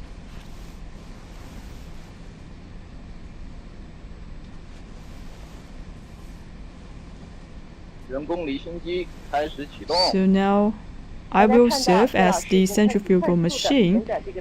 Now we are trying to rotate this bottle. So I would like to ask if we want to rotate this faster, maybe we need stronger force to rotate the bottle. Now you can see right now Mr. Ye is shaking and rotating the bottle as the density of the water is actually higher than the oil. So with the rotation, I believe there will be a separation of the water and the oil. Please take a look. Now we are able to separate the water and oil with fast rotation.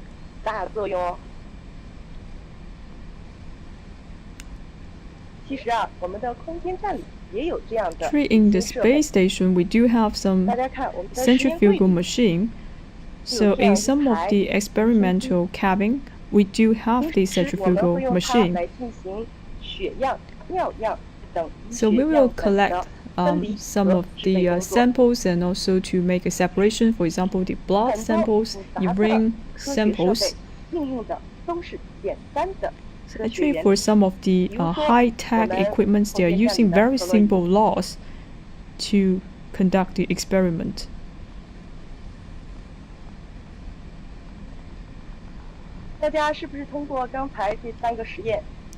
Just now we have demonstrated 3 experiments. I believe you are understanding more about the liquids in the space station. So actually in the microgravity environment, it gave us a lot of opportunities to learn more about the physics and more laws. Now I would like to verify another law, the Newton's first law.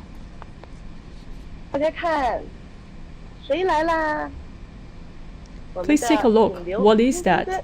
So this is very popular Bing Dun Dun.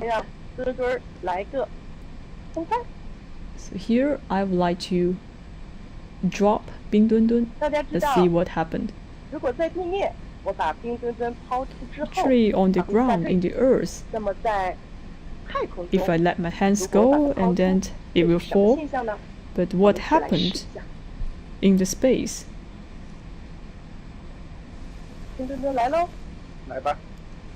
Now I would like to throw Bing Dun Dun. So you could see it did not fall. It conducts a linear motion. Alright. I would like to throw it back.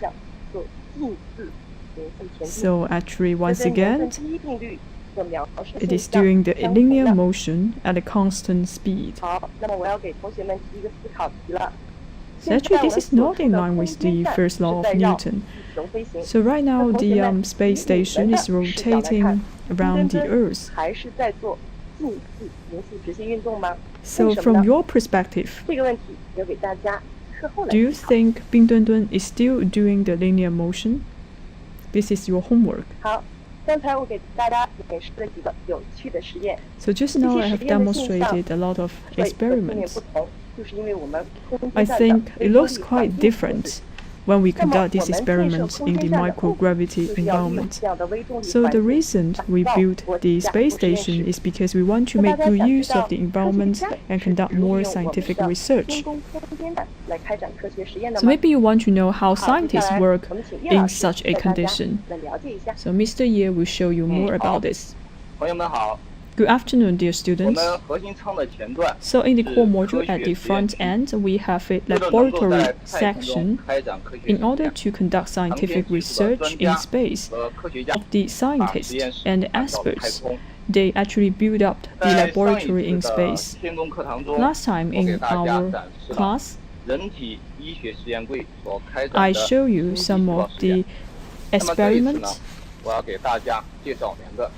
to understand some of the cardio movements. So here I would like to show you 2 more equipments. So this is the high microgravity cabin. So in this place, it will provide an even stronger microgravity environment. I believe all of you are quite curious because in the space station, it is already in a microgravity environment. Why we want to build this another cabin to fulfill the needs of high microgravity environment? Actually, for the high microgravity environment, it is very important for us to do some research in physics. It is more precise for our research. For example, we could analyze some of the cold atoms, and also we can conduct a lot of high precision experiments. So all of these are basic research in physics. So you may be curious that even though this is quite useful, how we build this high microgravity cabin. So right now I would like to invite Ms. Wang to open the door of the cabin so you could learn more about this apparatus. So here we have an operation platform. Now I would like to open this door.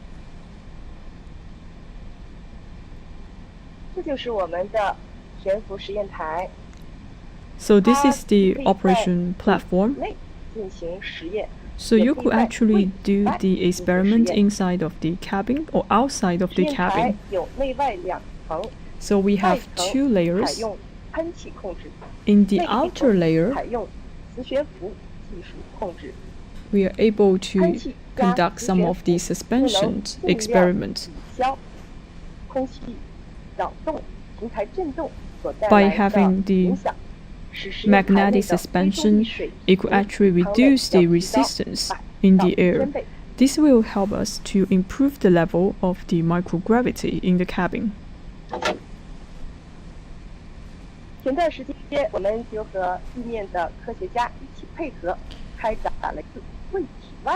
the past, we actually done a lot of the magnetic suspension experiments with the scientists on the Earth.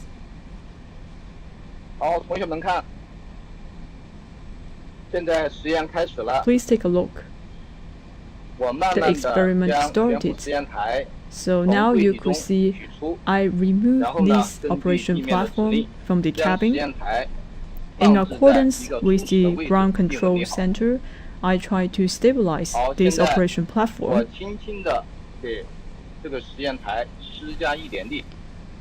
同学们注意看会发生什么？ Now let's see what happened.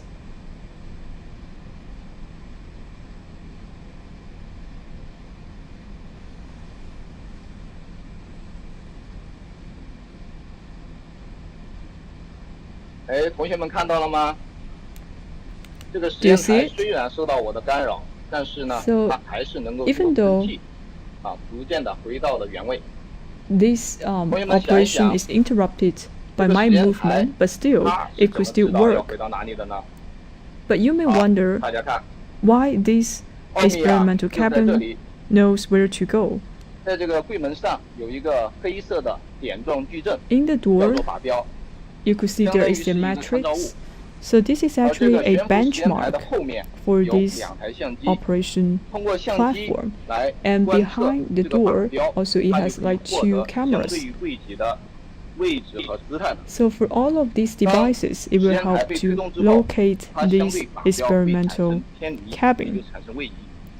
那么 Even 实验 though I 台 moved the 检 cabin 测 a 到 little bit, 产生偏离之后呢，它会自行的 but 启 for 动 all of these 喷气 equipments, 来校正 it 这 could 个偏 actually 离 identify 然后慢慢 the 地回到 location 了原 for 来 the 的位置。 cabin and then to make adjustments so that the cabin can 同 move 学们 back 这样明 to 白了 where 吗？ it was. 就是这个双层的悬浮实验台为科学家提供了开展更 So 精 for 密 this 科 double 学实 layer 验的高 magnetic 维动力环境， suspension 是不是很神奇呢？ machine, it will help the 提到 scientists 悬浮啊， to do 我 more 们的 research. 舱里还有一个悬浮高手，他就在我们的 Speaking 头 of 顶上。 the 大家跟我 suspension 一起来看看。 technology, actually we have another device.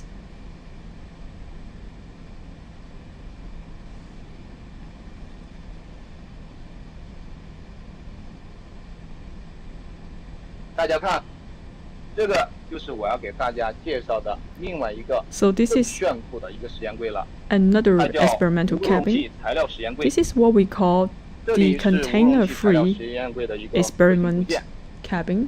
在 These 这 are 个 the 盖板 key 的里面 parts. 有一个实验的腔体，在这个实验腔体里，实验样品啊可以在微重 So 力 in 环境 this 下 area, 通过静电场 we are able to put some of the sample in the microgravity 从 environment. 而避免与整个实验腔体内表面的一个接触。所以 So 我们叫 because 它 of this technology, some of the key parts are able to suspend in this microgravity environment, and it will not hit the surface of the experiment cabin. 同学们回想一下，这个是不是和刚才亚平老师给大家展示的 So just now, Ms. Wang has done some of the experiment about the crystallization in space. Yes, indeed.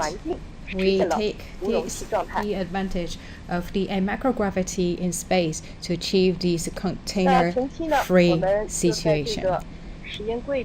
And also we have conducted the basic research in these many cabinets, and also as conducted in this a very small tiny equipment. Look at this video clip. So this is the experiment. You could see that a very little ball. First we got the ball out. So you could see That right now is under the suspension control, and we right now heated the ball. Let's see what's gonna change. Right now it's heated to 2000 degrees Celsius, and also can conduct the many different measurement of a physical the numbers, and we could see right now we cool it down.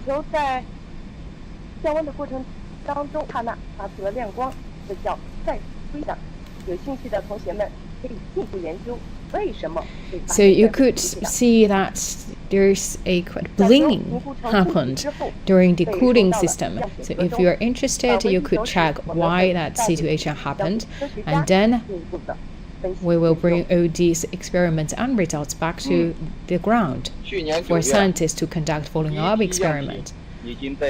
Last September, Shenzhou 12 crews already brought the first round of the result of the experiments back to the ground, already right now given to the scientist. So we're waiting for more outcomes from the scientists.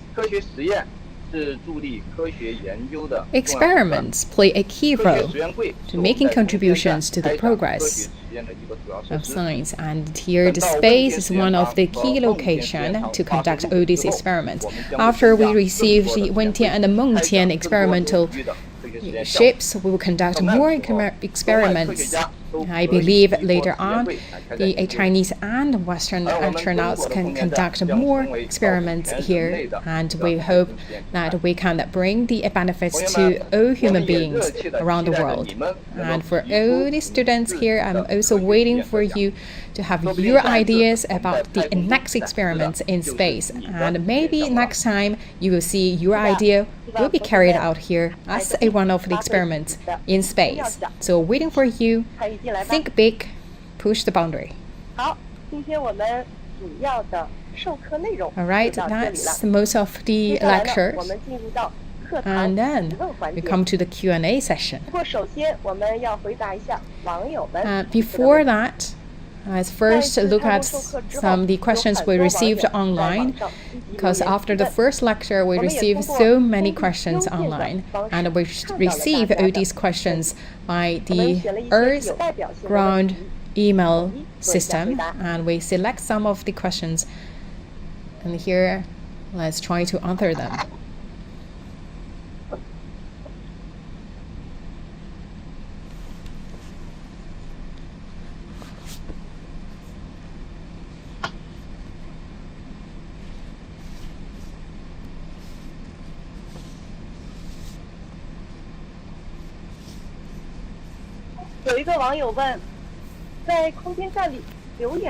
So one question is, if you feel like the tears, so what's the shape of the tear? It's a drop of water or a stream of water?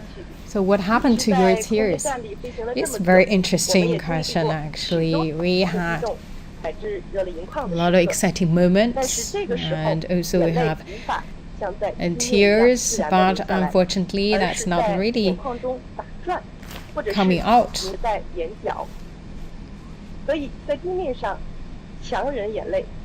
So it's not really coming out of our eyes as at the corner of the eye. I believe this is really hard to do on ground, but it's very easy to do in space. We can hold our tears. So another question is whether your skin can be improved. I believe that's a very good question, maybe from a lady. So that's a beauty question, and because there's no sunshine, and also the humidity and temperature is also constant. And we talk about under the microgravity situation, our body fluid also going up to our head, and also our skin also coming to my head as well. So for myself, I think that's my skin's getting better, and we also have the different beauty products prepared by our ground staff, so we can have our basic daily routine. But for toner, of course, you cannot pull it out. We have the equipment to squirt the toner out. And maybe let's give opportunity to ask questions from Beijing first. 机会难得，同学们请积极举手。我们首先请那位同学吧，对，倒数第3排，对。天然老师们好。 Hello to 3 lecturers. I'm very interested in the container-free cabinet. I believe it's really amazing. I would like to know what kind of materials can be conducted inside to do the experiments and what kind of the role all these experiments play. 好，这个问题请叶老师来给你回 Maybe 答 I 一下吧。 invite Mr. Ye to answer your question. 这个问题啊非常好。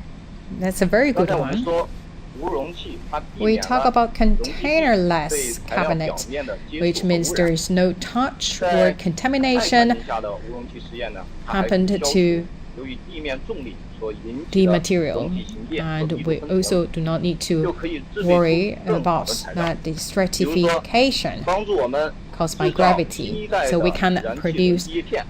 a new 另外呢，科学 materials 家还计划利用 or a 活 new 力合成的 turbine 品质物 plate 质来研究太阳系早期的热环境。一个小的 I believe we also can have that the material produced here to learn more about the heating system in the early solar system. 好，我们请北京课堂的同学继续提问。好，同学们还有机会 Another question from 积极争 Beijing. 取。哎，这一次我们请那位男同学吧，对，15号桌的那位男同学。老师们好。 听说天宫 Thank you very much. Heard the night of Tiangong actually orbiting the Earth in 90 minutes. So what's the time citing here? So you follow the Beijing time or GMT time? So what's your daily routine? Thank you. 好，这个问题请白老师来给你回答一下。 Maybe I invite Mr. Zhai to answer your question. 我们中国空间站 Alright, here at the CSS, yes, we orbit the Earth in every 90 minutes, which means in every 90 minutes we see one time sunset and one time sunrise. Inside the space station, we have Beijing time, we also have a world time. We also have a comparative flying time and also absolute flying time.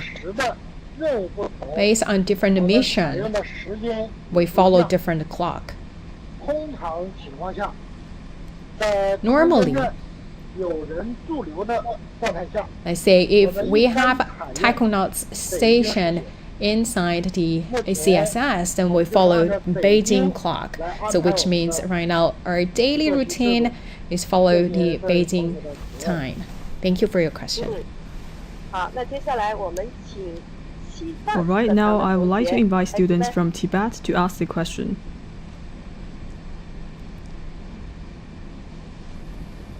好的，同学们，机会难得，你们有什么问题想要问我们的航天 Please 员老 raise 师 your 吗？ question to our astronauts. 好，那就请我身边这位女同学来提问一下吧。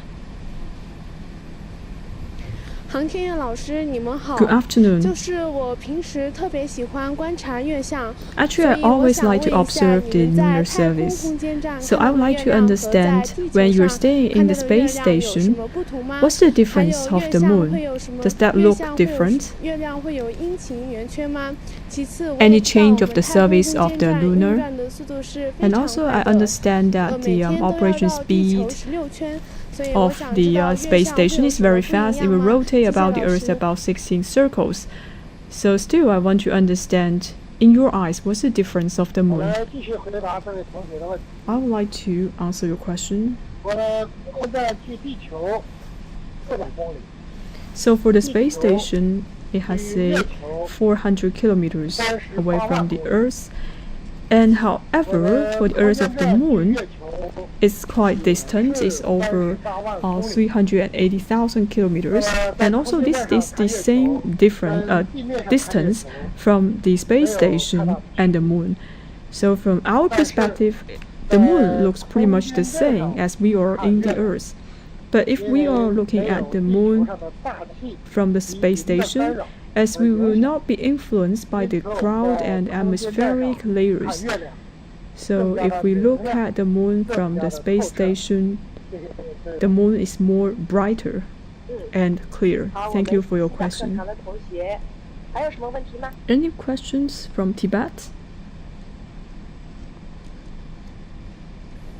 同学们，你们还有什么其他的问题吗？ Any more questions to 好， ask 来， the 请这位男 astronauts? 同学来提问一下吧。航天员老师，你们好。 Good 我们所 afternoon. 处的拉萨位于海拔 So 3650米。 Lhasa, we have at the elevation of 3,650 meters.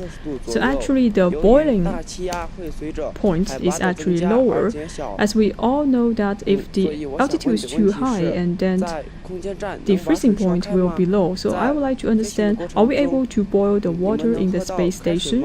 Are you able to drink the boiling water in the space station? Thank you. 好，这个问题我来回答吧。 I would like to answer your 这是一 question. 个非常好的问题啊。 Very good 刚才我 question. 们所说的开水是指温度达到 When we talk about the boiling water, is actually the water at the temperature of 100 Celsius degree.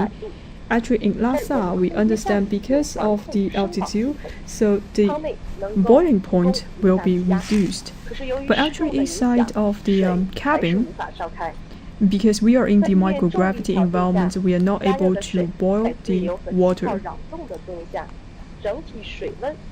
So in general, the temperature is lower, and on the Earth, it is easy to boil the water, but in the microgravity environment, we don't have the buoyancy. We are not able to boil up the water because we don't have the impact of the convection.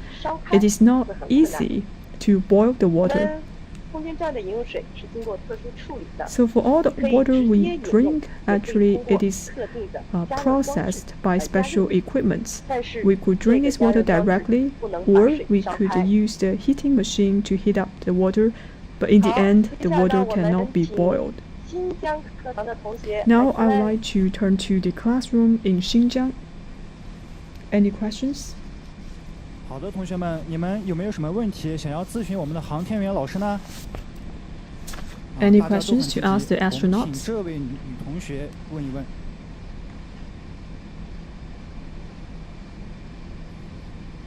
航天员老师您好。 Good afternoon. 我刚才看到你们展 So 示的 just 科 now, 学实验柜啊， I saw 觉得 the 非常厉害。 experiment, especially 我自己特别 some of 喜欢 the 研究果蝇。 experimental cabin. 以后我 I 的 think 果蝇也能送到天上 This 做 is 实验 quite 吗？ unique. 谢谢老师。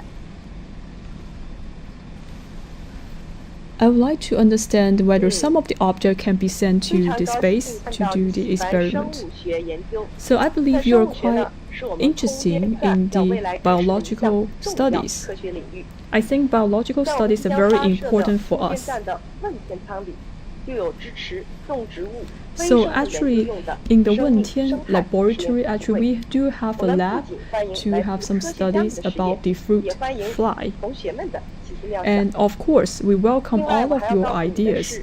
For the fruit fly, it is commonly seen in the research. So we could use all of these creatures to do some biological studies. And in the future, we do have plan to bring some of the fruit flies into the laboratory in the space. Actually, you think alike with the scientist. Any more questions from Xinjiang? 好的，请问还有哪位同学想要提问？好，机会难得，我们把机会交给这位男生。航天员老师好。 Good afternoon. 我的问题是 My question 天宫 is, 在飞行时会不会受到阻力？ so 是不是只 when 要达 the 到所需的速 space 度 station is 就可以 working, 不再 does 施加 that have been impacted by 速度 the 是否保持不 resistance? 变呢？ Will 谢 it 谢老师。 maintain at a constant speed? Thank you.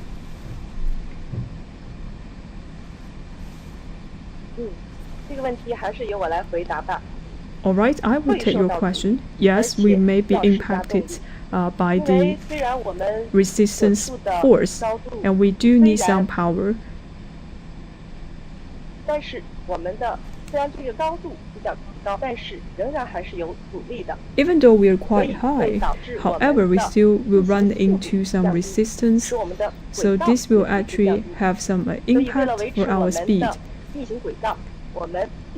In order to keep ourselves in the orbit, we need to have some power to propel the space station. Now, I would like to turn back to the classroom in Beijing for more questions. 好，机会又来了。这一次呢，我们把机会给这边的同学吧，这边对。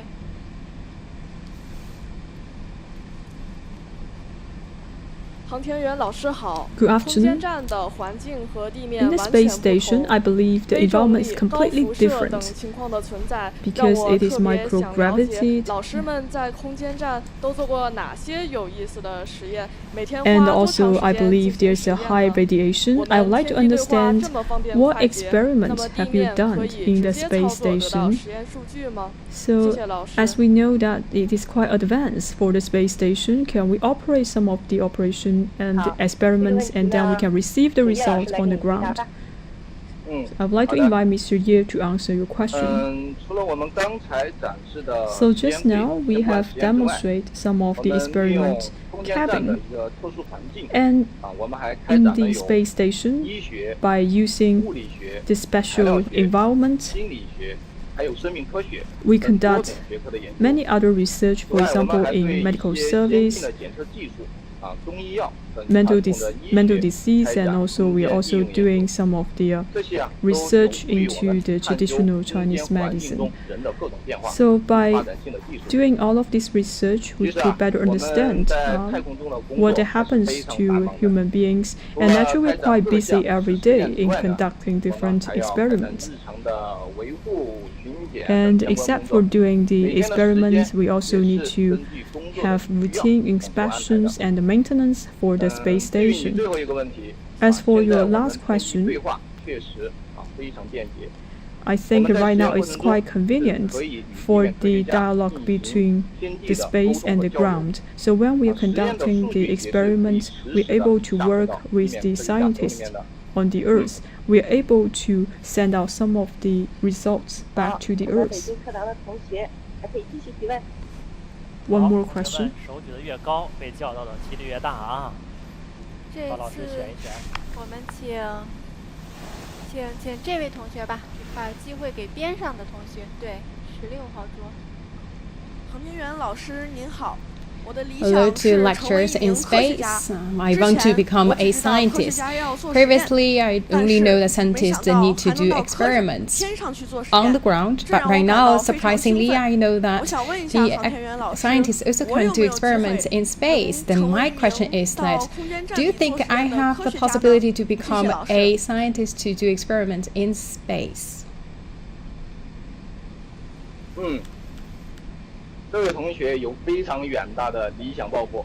I believe that's a really good dream. So, thumbs up for you.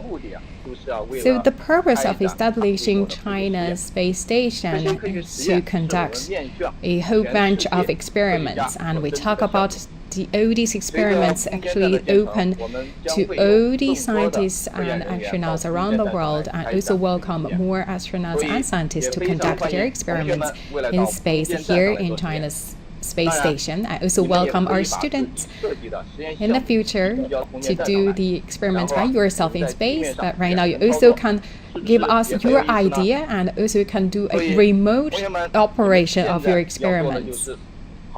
So right now your job is to work out, have a strong body, and also to learn more and believe anything is possible.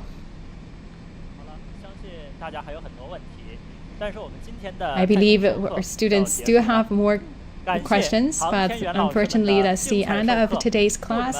And thank you very much for our 3 lectures, and waiting for you coming back home with a triumph.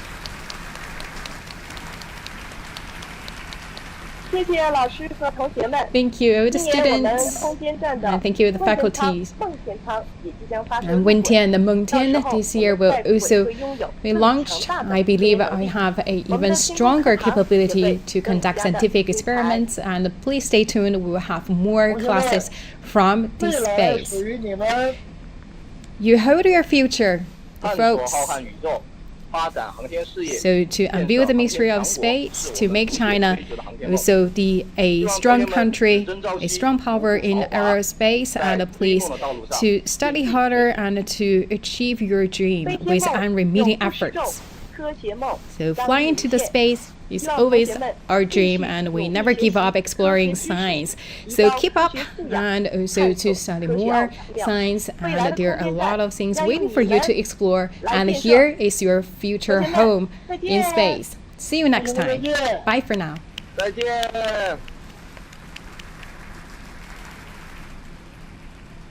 再次感谢3位航天员老师。 Thank you very much for our 3 tachonauts for giving us a very great lecture.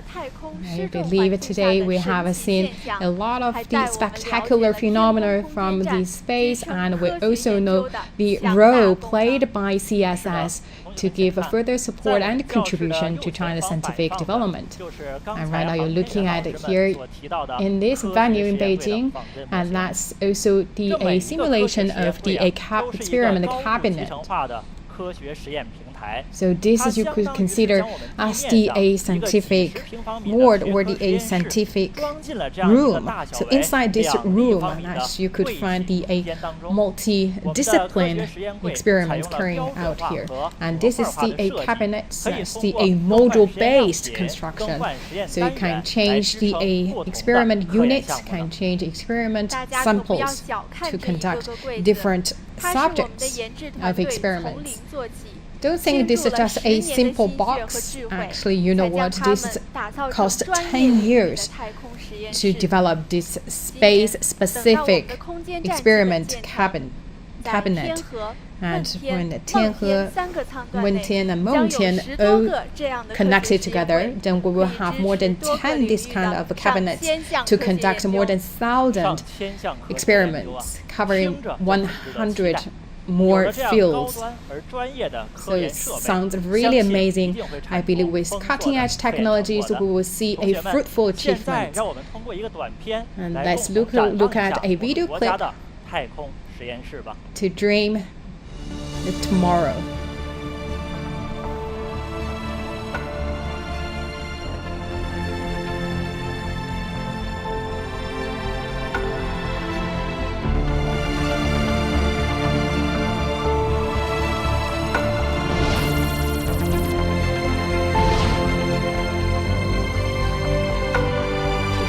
The 2 cabinets for the life science experiment, and also for the other 3, this is for the microgravity fluid and the hydrodynamics. And also we have seen the cabinet for the space material science. And we also have the 2 cabinets for basic physics in microgravity.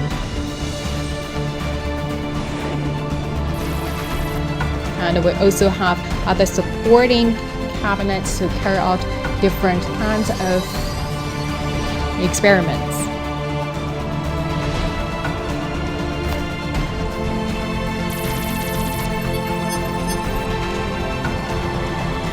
All these cabinets located in 3 sections, in the core module and also the 2 laboratory cabins.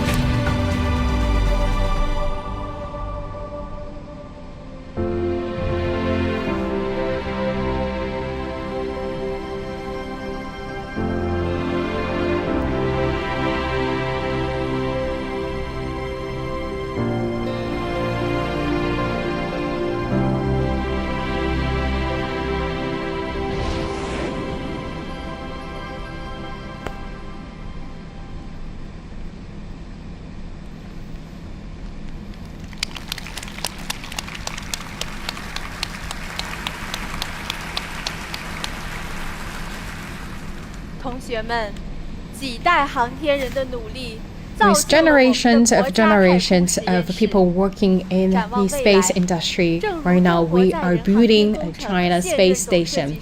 As the current Mr. Zhou, the chief designer of the CSS, we talk about the way not stop our strut to the lower orbit CSS. We want to send the Chinese people to Mars, to Moon, and to leading the exploration. We believe we shoulder more responsibility toward a shared future together. Time flies. It's time to say goodbye. Of course, we will have more interesting classes waiting for you to join us. And see you next time.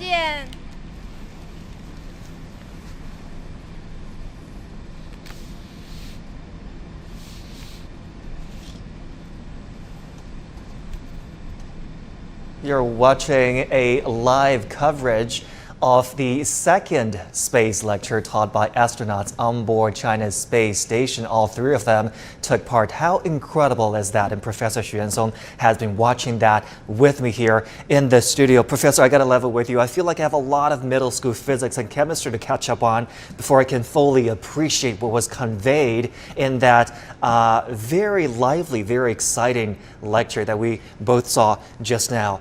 Talk to me about your takeaway from that lecture. What was the highlight for you? Well, I think this is a very impressive experiment and using the platform to demonstrate this to the young generation what it is like for physics and aerodynamics, fluid dynamics, and liquid, how to behave in outer space. And that's completely different from the environment that we'll have on Earth. So they have conducted the fluid bridge experiment and also the separation of oil and water. That is doable also in outer space. And they also demonstrated how things behave when you toss them around in outer space. So they float, and this at that moment I feel, is when you look at outer space, you think about slow motions. But in fact, they do have the imitation of slow motion because things are moving very slowly and they float around. So it looked like a slow motion to all of us. And also the astronaut demonstrated some of the facilities on board the station, including centrifuge facilities and combustion facilities and all the experiments cabinets that are available. So it is a good tour to the students, a great education experiment, and it's very impressive to the young generations, in particularly in China. We had 3 locations in Beijing, Tibet, and Xinjiang. All of the students are very enthusiastic, and I think the interaction was also very productive. The students are asking questions that we are not expecting to hear from them, and they're very creative and innovative. So I think it's a good class of 45 minutes. It's also very interesting and adorable to see young children just try out those experiments here on Earth, in comparison with what's being tested out there in space, to really feel the differences of those very different surroundings. I mean, you mentioned that these experiments were tailored for a younger audience, for students in particular. But if we look at their day-to-day operations, what other experiments do they conduct? Because that's part of their mission, really. I mean, Guangfu there mentioned that they have experiments of physics, medicine, psychology, biolife, a whole range of experiments. Help us understand what these look like. Well, the very first experiments that we do on microgravity environment using a recoverable capsule is what we call a crystallization of proteins. And another environment is what we call single event observe, which is to testing the radiation environment in outer space in comparison with the electronic behaviors of electronic chips. So we have many areas that we are doing microgravity environment testings, and these including the combustion chamber that we have just saw, that they can heat up the elements for 200 degrees or even higher. So that combustion chamber, without tangible arms to hold the object, is controlled by static electronics, and it's very useful for pure material testings for combustions and purifications. And other things like cancer tumor growth. This is one of the experiments that recruited by the Chinese Manned Space Office to the international community. That, as you know, that there is a committee on peaceful use of outer space, and this committee is participated by more than 80 countries. And all of these countries participated in the experiments and environment testings using the Chinese station. 8 of the projects has been selected, and the cancer tumor growth is one of them. So there are many things that we are doing in outer space using the microgravity environment. On Earth, we have 2 ways to achieve microgravity for a period of time. One is the drop tower that you saw the scale and the book at the beginning. The book has achieved 0 gravity because they're using the drop tower to do that. And another experiment is the drop of the bottle. That is also using the drop tower. The drop tower is taller. The teacher dropped very shortly. Using a high-speed camera, we can capture some of the features. And another way is to achieve microgravity environment is using parabolic flights, using the plane and flying at a parabolic path. So at 1 or 2 minutes, you have microgravity environment. That is good for astronauts trainings and some experiments as well. So in outer space, we have a sustained period of time for using microgravity environment. This is advantage for fluid dynamics, combustion, psychological, physical, and chemical, and many other factors of experiments, including one of them that we used to use as a recoverable capsule is the space seeding. We expose some of the seeds in outer space environment and bring them back and cultivate them and to have a better yield of these crops. So many things that we can do in outer space. Not only do they sound more advanced, but all of these experiments you just mentioned have far-reaching implications and potential benefits, not just for China, but for the entire international community, because China wants to make whatever benefits it reaps in space a greater good to benefit the entire human race. I think we do have time for one more question.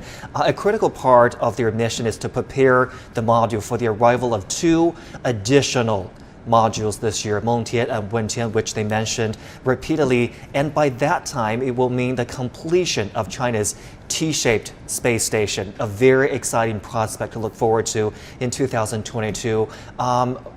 What can we expect? What do you expect, Professor? Well, I think the enlargement of the single bedroom into a 3-bedroom cabinet is very exciting and something to look forward to. Wentian and Mengtian combined with Tianhe would be the finale of the station, and with that we would be able to put more experiments on board.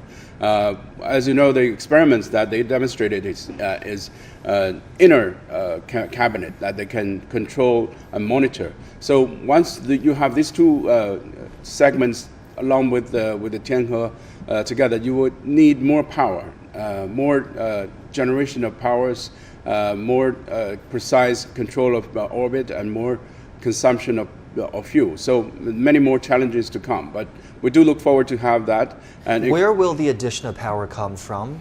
The 2 segments will bring their solar panels, okay. And most of the power is from solar panels, and some of the powers are brought by the cargo ship, but most of the powers are generated by electricities and then converted to other applications. So the power would be something that we could look forward to, that will have a more powerful station, and also more rooms for experiments, and also exposed environments that we're using outer space environment to expose some of the experiments, using robotic arms to control those cabinets. That's also something to look forward to. Is it safe to assume that because in the past couple of years we've successfully sent people up and cargo modules up, that what is going to happen today will go relatively smoothly because China has an abundance experience under its belt already, that there shouldn't be too many challenges just to get these 2 last modules in position? Well, I think the 2 most challenging phase, one is the launching phase, that we have already matured Long March 5B launch vehicle that is able to launch the capsules in outer space. The other segment is the rendezvous and docking. So that also we have been repeatedly exercising using the cargo ship as an experiment to have different sagittal and vertical dockings and experiments. So we have also robotic arms. The EVA activity by astronauts has been also successful. So I think we have good chance to complete the station. Professor Xu, we thank you so much for your company, and I do have a feeling I'll be seeing you again very soon. We look forward to return, of course, of those crew members of Shenzhou 13. And with that, we come to the end of our special coverage of the science lecture conducted from the China Space Station. We leave you with scenes from today's class. I'm Zhong Shi in Beijing. Thank you so much for watching.